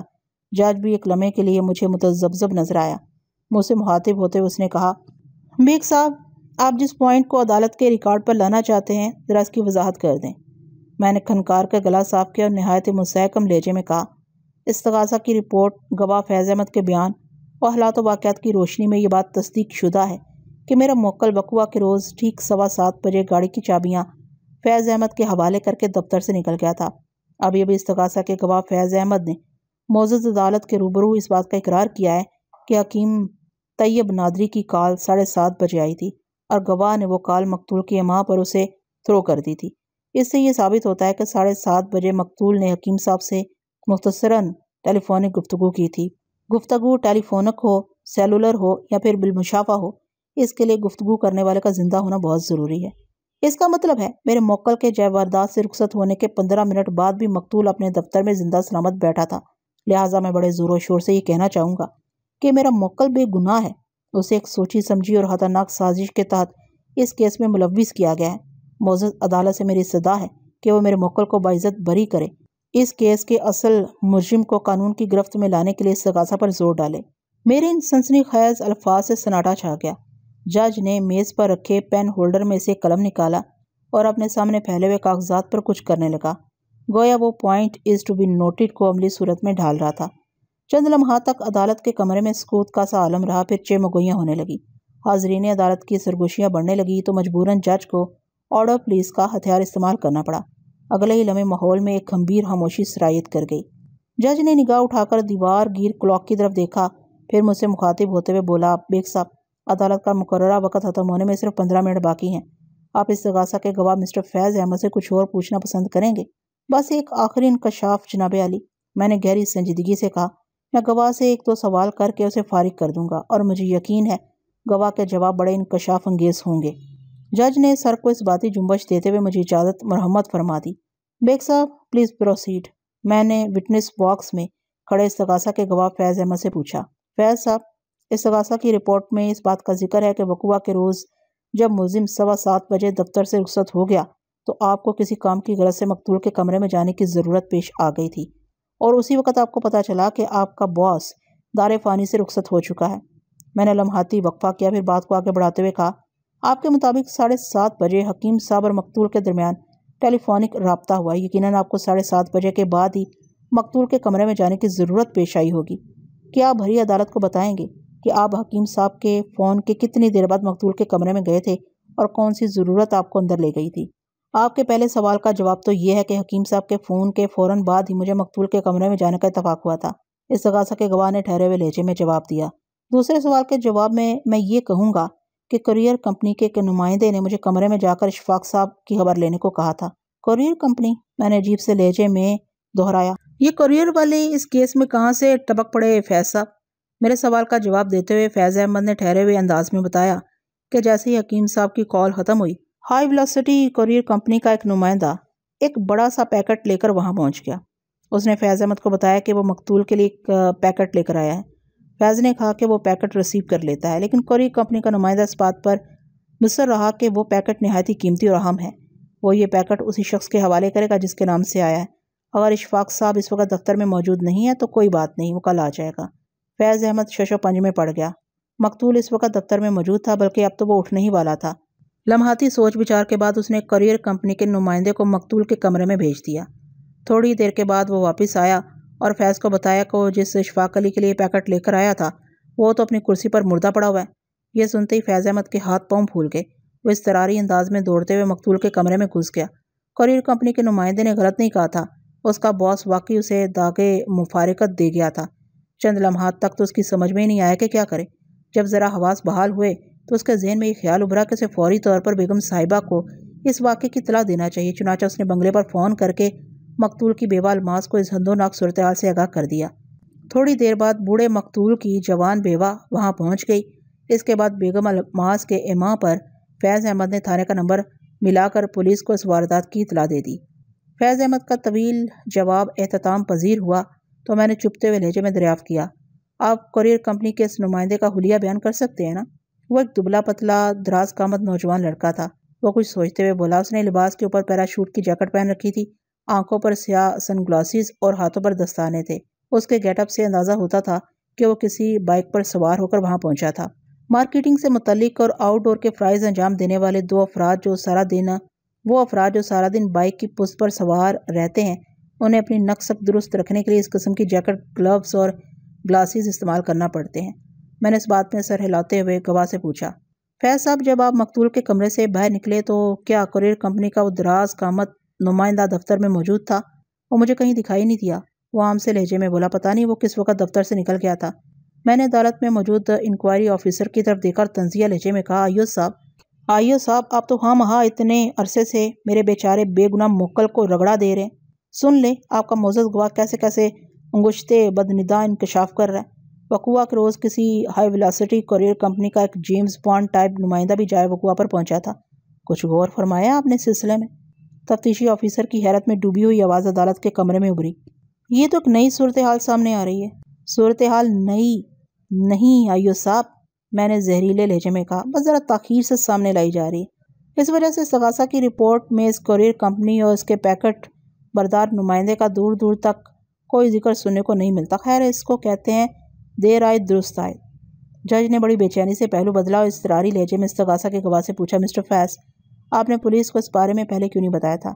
جناب عالی مجھے بیگم صاحبہ نے منع کر دیا تھا، وہ بڑی معصومیت سے بولا۔ اس کے ساتھ ہی عدالت کا وقت ختم ہو گیا۔ منظر اسی عدالت کا تھا اور گواہوں والے کٹہرے میں مقتول کی بیوہ الماس بڑے تمتمراک سے کھڑی تھی۔ اس نے نہایت ہی قیمتی اور عمدہ قسم کا لباس زیب تن کر رکھا تھا۔ میں نے اس کے حسن و جمال کی جو تعریفیں سن رکھی تھی وہ اس سے کہیں بڑھ کر تھی۔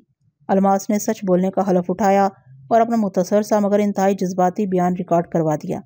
پھر وکیل استغاثہ کی ہلکی پھلکی جرح کا سامنا کرنے لگی۔ گزشتہ پیشی پر میں نے فیض احمد پر جرح کے اختتام پر اپنے موکل کے لیے جو حفاظتی دیوار کھڑی کی تھی اس نے وکیل استغاثہ کو کافی حد تک پریشان کر رکھا تھا، اور یہ پریشانی اور اس وقت اس کے سوالات سے بھی پوری طرح یہاں تھی۔ وہ اپنے حصے کا کام نپٹا کر فارغ ہوا تو میں جج کی اجازت حاصل کرنے کے بعد وٹنس باکس کے قریب پہنچ گیا۔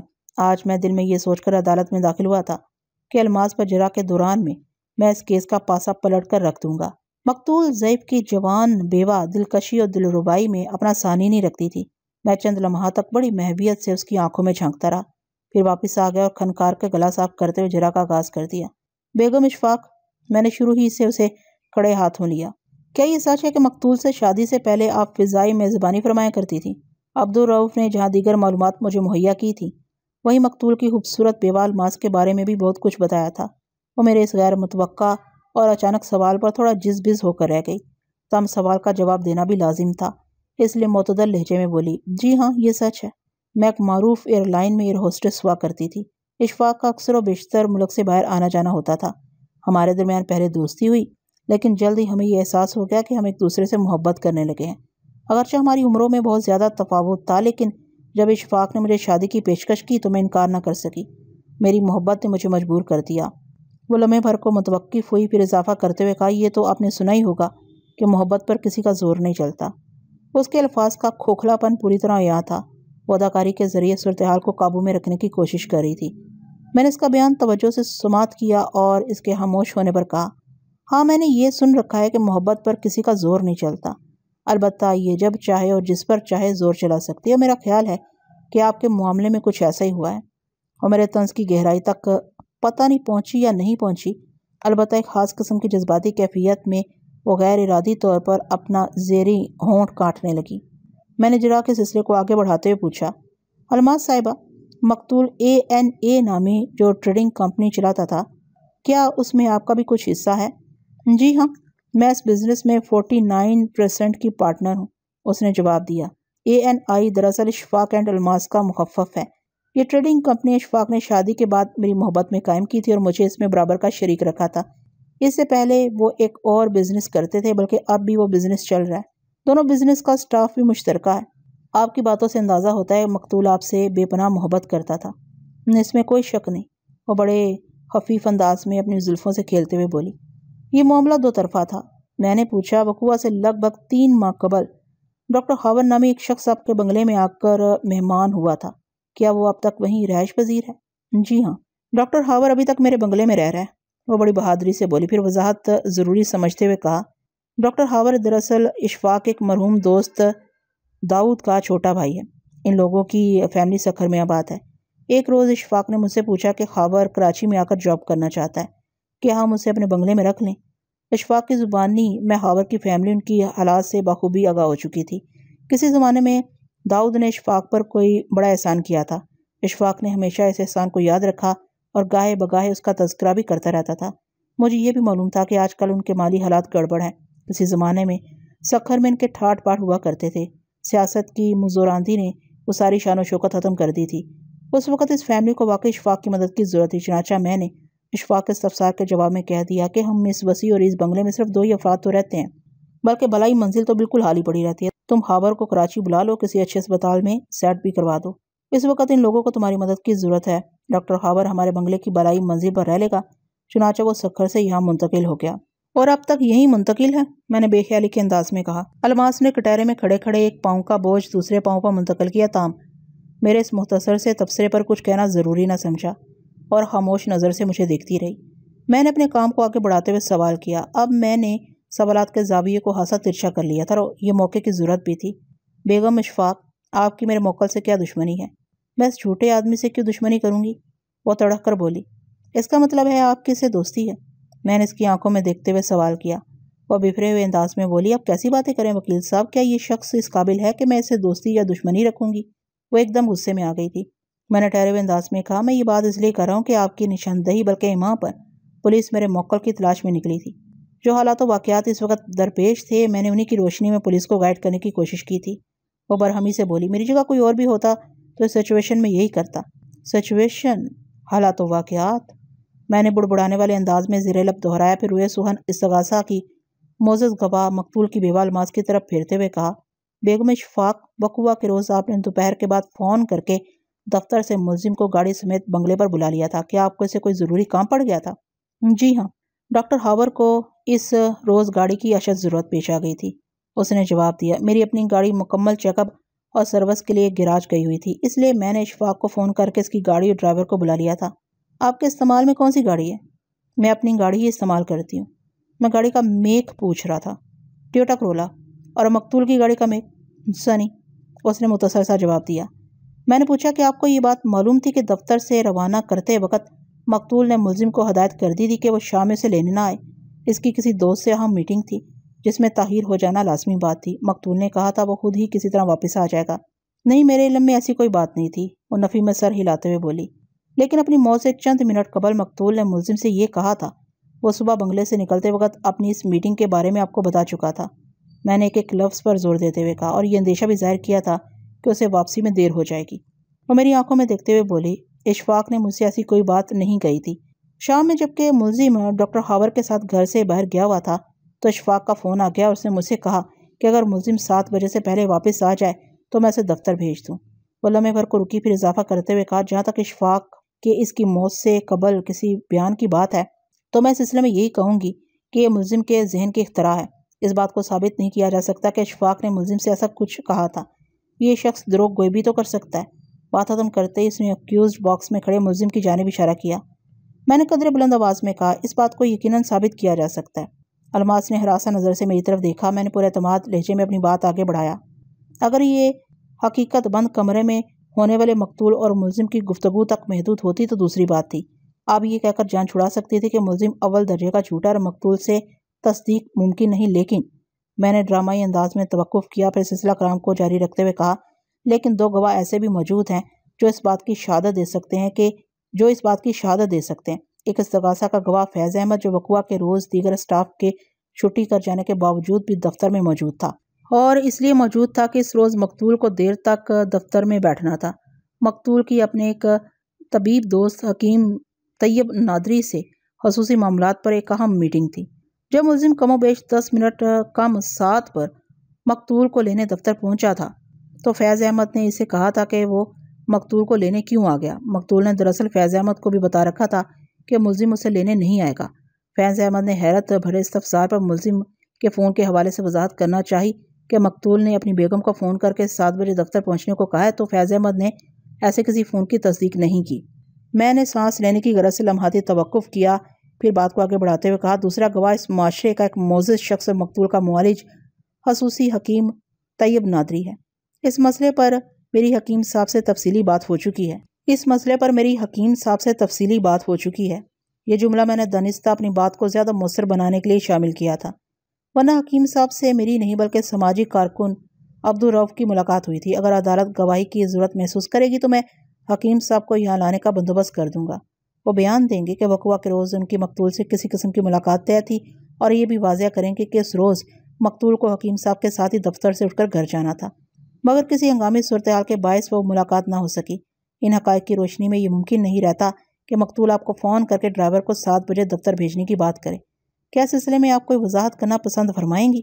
میں کسی بھی سلسلے میں کوئی وضاحت کرنا ضروری نہیں سمجھتی، وہ اکھڑے ہوئے لہجے میں بولی۔ اشفاق نے فون کر کے گاڑی بھیجنے کے لیے کہا اور میں نے ملزم کو دفتر بھیج دیا۔ وہاں دفتر میں کیا واقعات پیش آئے ان سے مجھے کوئی غرض نہیں۔ صرف آپ کے انکار کرنے سے بات نہیں بنے گی بیگم اشفاق، میں نے ایک لفظ پر زور دیتے ہوئے کہا۔ غرض تو آپ کو رکھنا پڑے گی۔ ابھی آپ نے میرے بہت سے کڑے سوالات کے جوابات بھی دینا ہے۔ وکیل استغاثہ موقع محل کی نزاکت کو دیکھتے ہوئے بول اٹھا، مجھے سخت اعتراض ہے جناب عالی، میرے فاضل دوست غیر ضروری باتوں کو زیر بحث لا کر معزز گواہ کو زچ اور عدالت کے قیمتی وقت کو برباد کرنے کی کوشش کر رہے ہیں۔ انہیں اس بات کی ہدایت کی جائے کہ گواہ سے صرف اور صرف متعلقہ سوالات ہی کریں۔ میں نے جج کی طرف دیکھتے ہوئے کہا، یو آنر، میں نے اب تک گواہ سے کوئی بھی غیر ضروری یا غیر متعلق سوال نہیں کیا۔ میں گراؤنڈ بنا رہا ہوں اس عمارت کے لیے جو آگے چل کر میں استغاثہ کے خلاف تعمیر کرنے والا ہوں۔ جج نے مجھے جرا جاری رکھنے کی ہدایت دے دی۔ میں نے مقتول کی بیوہ الماس سے سوال کیا، وقوع کے روز فیض احمد نے فون کر کے آپ کو مقتول کے قتل کی اطلاع دی تھی اور آپ فوراً دفتر پہنچ گئی تھی۔ پھر آپ کی ہدایت پر فیض احمد نے متعلقہ تھانے فون کر کے پولیس کو بلا لیا تھا۔ میں نے لمحاتی توقف کے بعد دوبارہ بولنا شروع کیا۔ اس کیس کا تفتیشی آفیسر مسٹر حمید شاہ اس وقت عدالت کے کمرے میں موجود ہے۔ تفتیش کے دوران اس کے بعد بھی اب تک آپ کی سے کئی مرتبہ ملاقات ہو چکی ہے، لیکن حیرت کی بات یہ ہے کہ آپ نے اپنے سب سے زیادہ ہمدرد سے اس کیس کے ایک نہایت ہی اہم پہلو کو پوشیدہ رکھا ہوا ہے۔ کیوں؟ آخر کیوں؟ کون سا پہلو؟ وہ بے ساختہ چلا اٹھی۔ میں نے تفتیشی آفیسر کی طرف معنی خیز انداز میں دیکھا، پھر گواہ کی جانب متوجہ ہوتے ہوئے کہا، وقوع کے روز جب ملزم دفتر سے رخصت ہو گیا تو 15 منٹ بعد حکیم طیب نادری کا فون آ گیا۔ حکیم صاحب نے مقتول سے معذرت کی کہ وہ کسی ایمرجنسی کے باعث آج اس سے ملنے نہیں آ سکیں گے۔ اسی فون کے بعد مقتول دفتر سے اٹھنے کا ارادہ کر ہی رہا تھا کہ ہائی ویلوسٹی کوریئر کمپنی کا ایک فعال نمائندہ کوئی پیکٹ ڈلیور کرنے وہاں پہنچ گیا، اور اسی نمائندے نے مقتول کے کمرے کے چکر لگانے کے بعد یہ انکشاف کیا کہ وہ کسی اور ہی دنیا کا باسی ہو چکا۔ بہرحال میں نے دنستہ جملہ دھورا چھوڑ کر تھوڑا توقف کیا، پھر اضافہ کرتے ہوئے کہا، فیض احمد نے آپ کو اس نمائندے کی ہنگامی آمد اور طوفانی شد کے بارے میں تفصیلاً بتا دیا ہوگا، لیکن آپ نے اسے تاکید کی کہ بات پولیس تک نہیں پہنچنا چاہیے، اور واقعی یہ بات گزشتہ پیشی تک سب سے پوشیدہ تھی۔ وہ تو میری جرح کے آگے گواہ فیض احمد کو اپنی زبان پر کنٹرول نہیں رہا، اس نے حقیقت حال اگل دی۔ ازاں بعد جج کے استفسار پر گواہ فیض احمد نے بھری عدالت میں اقرار کیا کہ انہوں نے آپ کی وجہ سے یہ بات پولیس تک نہیں جانے دی تھی۔ آپ نے فیض احمد کو منع کر دیا تھا۔ اس صورتحال کے پیش نظر میں وہ جھوٹا ہے، بکواس۔ میری بات مکمل ہونے سے پہلے ہی وہ چیخ اٹھی۔ اس نے وقوع کے روز مجھ سے کوریئر کمپنی کے کسی نمائندے کا تذکرہ نہیں کیا تھا، یہ کہانی اس نے بعد میں گھڑی ہے۔ اگر وہ مجھے بتا دیتا تو میں اس بات کو چھپانے کے لیے اسے پابند کیوں کرتی؟ میرا کسی کوریئر کمپنی سے کیا واسطہ؟ میں ایسا کیوں کروں گی؟ کیا ضرورت پڑی ہے مجھے ایسا کرنے کی؟ غصے کی شدت اور جذبات کی حدت نے اسے قابو سے باہر کر دیا تھا۔ میں نے اس کی برہمی اور جاہ و جلال کو دروغ اطلاع نہ سمجھتے ہوئے جرحانہ انداز میں کہا، بیگم اشفاق، آپ جس شخص کو جھوٹا اور بکواس کہہ رہی ہیں وہ 20 سال سے مقتول کے ساتھ منسلک ہے، اور کمپنی کے خارجی اور داخلی امور میں اس کی شمولیت و مشاورت کو ناگزیر سمجھا جاتا تھا۔ مقتول اس پر اندھا اعتماد کرتا تھا، اور وہ بھی مقتول کے ہزارہا سربستہ رازوں کا امین تھا، بشمول حکیم طیب نادری سے علاج والا راز۔ اتنا کہہ کر میں تھوڑی دیر کے لیے خاموش ہوا۔ حاضرین عدالت پر ایک طائرانہ نگاہ ڈالی اور بآواز بلند دوبارہ بولنا شروع کر دیا۔ انسان اگر جھوٹ بولتا ہے یا کسی حقیقت کو چھپانے کی کوشش کرتا ہے تو اس کے پیش نظر کوئی نہ کوئی بڑا فائدہ ضرور ہوتا ہے، یا پھر وہ کسی عظیم نقصان سے بچنے کے لیے یہ رویہ اپناتا ہے۔ اب ہم آپ کا اور فیض احمد کا جائزہ لیتے ہیں۔ میں نے ایک مرتبہ پھر لمحاتی توقف کیا، ایک گہری اور طویل سانس خارج کی اور بڑے منطقی اور مدلل انداز میں بولنا شروع کر دیا۔ اگر فیض احمد نے ہائی ویلوسٹی کوریئر کمپنی کے نمائندے کے حوالے سے جھوٹ بولا ہے تو یہ دیکھنا پڑے گا کہ اس دروغ گوئی نے اسے کیا فائدہ پہنچایا، کس بڑے نقصان سے بچایا۔ اس کیس کو عدالت میں لگے ہوئے 8 ماہ سے زیادہ عرصہ ہو گیا ہے، لیکن فیض احمد کے حوالے سے ہمیں کسی بھی متذکرہ بالا سوال کا جواب نہیں ملتا، جبکہ اگر ہم آپ کا جائزہ لیں تو آپ بڑے مزے میں دکھائی دیتی ہیں۔ آپ نے کوریئر کمپنی والے نمائندے کی حقیقت کو چھپا کر بہت کچھ حاصل کر لیا ہے۔ یہ کیا بکواس ہے؟ وہ غصے کی شدت سے چلائی۔ آپ نے مجھے کیا سمجھ کے رکھا ہے؟ آپ کو معلوم نہیں میں کتنی طاقتور اور برسوخ ہوں؟ آپ جیسے 2 ٹکے کے وکیلوں کو تو میں چٹکیوں میں اڑا سکتی ہوں۔ میں اس کے منہ سے باقاعدہ کف خارج ہونے لگا۔ میں بڑی دلچسپی اور خاموشی سے اس کی ہوزیانی کیفیت سے لطف اندوز ہونے لگا، لیکن وکیل استغاثہ میری تقلید میں خاموش رہ سکتا تھا، اور نہ ہی یہ اس کے لیے خط اٹھانے کے لمحات تھے، لہٰذا وہ پورے تمراک سے اس کی مدد کو لپکا۔ چیخ سے مشابہ آواز میں اس نے اعتراض جڑ دیا، آبجیکشن یور آنر، وکیل صفائی حد سے تجاوز کر رہے ہیں، یہ تو سیدھا معزز گواہ کے کردار پر کیچڑ اچھالنے والی بات ہے۔ میں نے تو ایسی ویسی کوئی بات نہیں کی جناب عالی، میں نے دونوں ہاتھ پھیلا کر جج کو دکھاتے ہوئے کہا۔ میرا انداز ایسا ہی تھا جیسے میں یہ ظاہر کرنے کی صحیح کر رہا ہوں کہ میرے ہاتھ آلودہ نہیں ہیں۔ اپنی بات کو آگے بڑھاتے ہوئے میں نے قدرے تیز آواز میں کہا، حقائق کو سامنے لانے پر کسی قسم کی کوئی پابندی عائد نہیں کی جا سکتی۔ غصے کی شدت نے جوان بیوہ کو چیخنے پر مجبور کر دیا۔ یوں محسوس ہو رہا تھا جیسے وکیل استغاثہ کا کارنر بنفس نفیس اسی نے سنبھال لیا ہو۔ دھاڑ سے مشابہ آواز میں مستفسر ہوئی، کیا اس قسم کی یاوہ گوئی کو آپ وکالت کا نام دیتے ہیں؟ اگر میں مخالفت پر اتر آئی تو آپ کہیں نظر بھی نہیں آئیں گے۔ ناکامیابی اور جھنجھلاہٹ کی شدت نے اس کے حواس کو مختل کر کے رکھ دیا تھا۔ اگر وہ اس وقت پوری طرح ہوش میں ہوتی تو اتنے غیر محتاط الفاظ استعمال نہ کرتی۔ مخالفین کی کمزوریوں سے فائدہ اٹھانا جیت کے بہت قریب لے آتا ہے۔ اگر میں اس موقع کو کیش نہ کرتا تو یہ ایک بڑی حماقت ہوتی۔ لہٰذا مقتول کی دلکش بیوہ کی گہری آنکھوں میں آنکھیں ڈالتے ہوئے میں نے ٹھہرے ہوئے لہجے میں کہا، اس لہجے میں طنز کی بھرپور کاٹ شامل تھی، بیگم اشفاق علی، آپ کی طاقت کا اندازہ مجھے بخوبی ہو رہا ہے۔ پھر میں نے روئے سوہن جج کی طرف موڑتے ہوئے اضافہ کیا، یور آنر، گواہ کے سنگین الفاظ میں میرے لیے خطرناک دھمکی پوشیدہ ہے۔ میں معزز عدالت سے درخواست کروں گا کہ اگر میرے ساتھ کسی قسم کا کوئی حادثہ پیش آ جائے تو اس کا ذمہ دار اور صرف مقتول اشفاق علی کی بیوہ کو سمجھا جائے۔ میں جملہ ادھورا چھوڑ کر استغاثہ کی گواہ الماس کو تکنے لگا۔ جج نے مجھ سے مخاطب ہوتے ہوئے استفسار کیا، بیگ صاحب، آپ اپنے موکل کے حق میں جو دلائل دے رہے ہیں وہ سلسلہ ادھورا رہ گیا ہے، کیا اس بارے میں آپ کو کچھ کہنا ہے؟ جج کے اس سوال سے میری حماقت جھلکتی تھی۔ میں دوبارہ سرگرم ہو گیا اور بآواز بلند دلائل کے سلسلے کو آگے بڑھاتے ہوئے بولنا شروع کیا۔ جناب عالی، میں نے جج کی جانب دیکھتے ہوئے کہا، اب تک معزز عدالت کے سامنے جو حالات و واقعات پیش کیے گئے ہیں، اس کی روشنی میں میرا موکل سراسر بے گناہ ہے۔ بے قصور دکھائی دیتا ہے۔ جو باتیں اب تک سامنے لائی جا چکی ہیں میں ان کو دہرا کر معزز عدالت کا قیمتی وقت برباد نہیں کروں گا۔ استغاثہ کی کمزور رپورٹ اور تفتیشی آفیسر کے ادھورے جوابات نے سب کچھ یہاں کر دیا ہے۔ یہاں پر میں نہایت ہی اہم پوائنٹس کا ذکر کروں گا۔ میں لمحے بھر کو متوقف ہوا تو بشمول وکیل استغاثہ سب کی نظریں مجھ پر ٹک گئیں۔ میں نے کھنکار کا گلا صاف کیا اور دفاع کے عمل کو آگے بڑھاتے ہوئے کہا، جناب عالی، وقوع کے روز ملزم ڈاکٹر ہاور کے ساتھ گاڑی میں بیٹھ کر اسے مختلف علاقوں میں گھماتا رہا تھا اور شام کو 6 بجے وہ نارتھ ناظم آباد کے ایک بنگلے پر پہنچے تھے۔ ڈاکٹر ہاور کی ہدایت پر ملزم اسے مذکورہ بنگلے پر چھوڑ کر واپس آ گیا تھا۔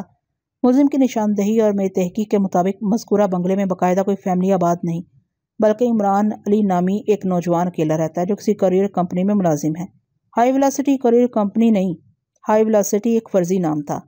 میں لمحے بھر کو رکا، پھر اپنے دلائل کو آگے بڑھاتے ہوئے کہا، عمران علی نامی یہ نوجوان حلیے وضاقتہ اور قد کاٹ کی رو سے ہائی ویلاسٹی کوریئر کمپنی کے اس نمائندے سے گہری مطابقت رکھتا ہے جو وقوع کے روز مقتول کے لیے کوئی بڑا سا پیکٹ لے کر اس کے دفتر پہنچا تھا۔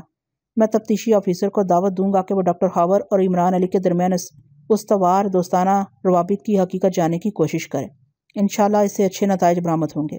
میں سانس لینے کے لیے تھوڑی دیر کو رکا، پھر اضافہ کرتے ہوئے کہا، یو آنر، میرا موکل اس امر کی روشنی میں مکمل طور پر بے گناہ ثابت ہو جاتا ہے کہ وقوع کے روز جب وہ جائے وقوع سے رخصت ہوا تو مقتول زندہ تھا۔ نہ صرف زندہ تھا بلکہ اس کی استغاثہ کے گواہ فیض احمد اور حکیم طیب نادری سے بات بھی ہوئی تھی۔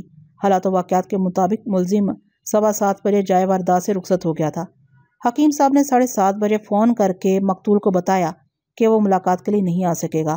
گویا 7:30 بجے فون کر کے مقتول کو بتایا کہ وہ ملاقات کے لیے نہیں آ سکے گا، یعنی 7:30 بجے تک مقتول زندہ تھا۔ اس کے بعد صرف ہائی ویلاسٹی کوریئر کمپنی کا نمائندہ وہاں پہنچا اور اسی نمائندے کی زبانی فیض احمد کو پتہ چلا کہ اس کا باس دار فانی سے رخصت ہو چکا ہے۔ یہ حقیقت استغاثہ کے گواہ فیض احمد نے مقتول کی بیوہ کے ماں پر پولیس سے چھپائی تھی، لیکن میری محنت کے نتیجے میں یہ حقیقت آشکار ہو چکی ہے۔ اگر استغاثہ واقعی مقتول کے قاتل تک پہنچنا چاہتا ہے تو اسے ہائی ویلاسٹی سے ڈاکٹر ہاور اور عمران علی پر کام کرنا چاہیے، اور ڈاکٹر ہاور کا مطلب ہے مقتول کی بیوہ کو بھی نظر انداز نہیں کرنا چاہیے۔ مجھے کیوں؟ گواہوں والے کٹہرے میں کھڑی الماس حلق کے بل چلا اٹھی، میرا اس معاملے سے کیا تعلق ہے؟ آپ مجھے ڈاکٹر کے ساتھ کیوں نتی کر رہے ہیں؟ گھبراہٹ اور جذبات کی شدت سے اس کی آواز گھٹ کر رہ گئی۔ میں نے مضبوط لہجے میں کہا، آپ کو اس معاملے میں اس لیے نتی کیا جا رہا ہے کہ آپ نے استغاثہ کے گواہ فیض احمد کو ایک سنگین جھوٹ بولنے پر مجبور کیا ہے، گویا ایک اہم حقیقت کو چھپا کر تفتیش کو غلط رخ پر ڈالنے کی کوشش کی ہے، جس سے ثابت ہوتا ہے کہ آپ نے اصل قاتل کو بچانے کی بھرپور تگودو کی ہے، اور یقیناً آپ نے یہ سب کسی بڑے فائدے کے لیے ہی کیا ہوگا۔ میں بیگ کے بچے تمہاری تو ایسی کی تیسی، الماس نے پھنکار سے مشابہ آواز میں کہا، اگر تم نے مزید کوئی بکواس کی تو میں تمہارا منہ نوچ لوں گی۔ تم میری آرڈر۔ اسی لمحے جج کی گھمبیر آواز عدالت کے کمرے میں گونج اٹھی۔ وہ براہ راست استغاثہ کی گواہ الماس سے مخاطب تھا، بی اپنی زبان کو قابو میں رکھو ورنہ میں توہین عدالت کے جرم میں تمہیں سیدھا جیل بھجوا دوں گا۔ ضعیف مقتول کی جوان بیوہ کے ابال میں تھوڑی کمی واقع ہوئی اور وہ چڑھتی ہوئی سانسوں کے ساتھ مندانہ نظر سے مجھے گھورنے لگی۔ میں نے اپنا فرض نبھاتے ہوئے استغاثہ کے تابوت میں آخری کیل ٹھوکنے کا فیصلہ کر لیا اور عبدالرؤف سے حاصل ہونے والی معلومات کی روشنی میں کہا، الماس صاحبہ، ابھی تھوڑی دیر پہلے معزز عدالت کے روبرو آپ نے بتایا ہے کہ ڈاکٹر ہاور کے مالی حالات بہت خراب تھے۔ کسی زمانے میں اس کا جو خاندانی ٹھاٹھ باٹھ تھا وہ اب قصہ پارینہ بن کر رہ گیا، یہاں تک کہ ڈاکٹر ہاور کی فیملی کو مقتول کی مدد کی سخت ضرورت تھی۔ چنانچہ اسی مدد کے خیال سے مقتول نے ڈاکٹر ہاور کو اپنے پاس کراچی بلا لیا تھا۔ میں لمحے بھر کو رکا، پھر سلسلہ کلام کو آگے بڑھاتے ہوئے کہا، اس وقت عدالت میں جس کیس کی سماعت ہو رہی ہے وہ وقوع 19 مئی کا ہے۔ میں اس بات کو ثابت کر سکتا ہوں کہ ڈاکٹر ہاور نے 10 جون کو یونیورسٹی روڈ پر ایک پلاٹ خریدا تھا جس کی مد میں اس نے 60,000 روپے ادا کیے تھے۔ کیا اضافی 10,000 روپے آپ نے اسے دیے تھے؟ اور یہ بھی بتائیں کہ باقی کے 50,000 روپے اس کے پاس کہاں سے آئے؟ یہ آپ لڑکھڑاتی ہوئی آواز میں بولی، اب ڈاکٹر ہاور ہی سے پوچھیں میرا اس معاملے سے کیا تعلق ہے؟ ڈاکٹر ہاور کو بھی عدالت میں بلا کر یہ استفسار ضرور کیا جائے گا کہ مالی تنگی اور دیگر حالات میں اس نے ایک پلاٹ کی خریداری کے لیے 60,000 روپے کا بندوبست کہاں سے کیا۔ آپ سے تو میں اس لیے پوچھ رہا ہوں کہ آخر کو ڈاکٹر ہاور آپ کا مہمان تھا، بلکہ اب تک وہ ایک مہمان کی حیثیت سے آپ کے بنگلے میں ٹھہرا ہوا ہے۔ کیا میں غلط کہہ رہا ہوں؟ بات ختم کرتے ہی میں نے تیز نظر سے اس کی آنکھوں میں گھورا۔ وہ تل ملا کر رہ گئی، پھر نفرت بھرے لہجے میں بولی، آپ کے فضول سوالات کا میرے پاس کوئی جواب نہیں۔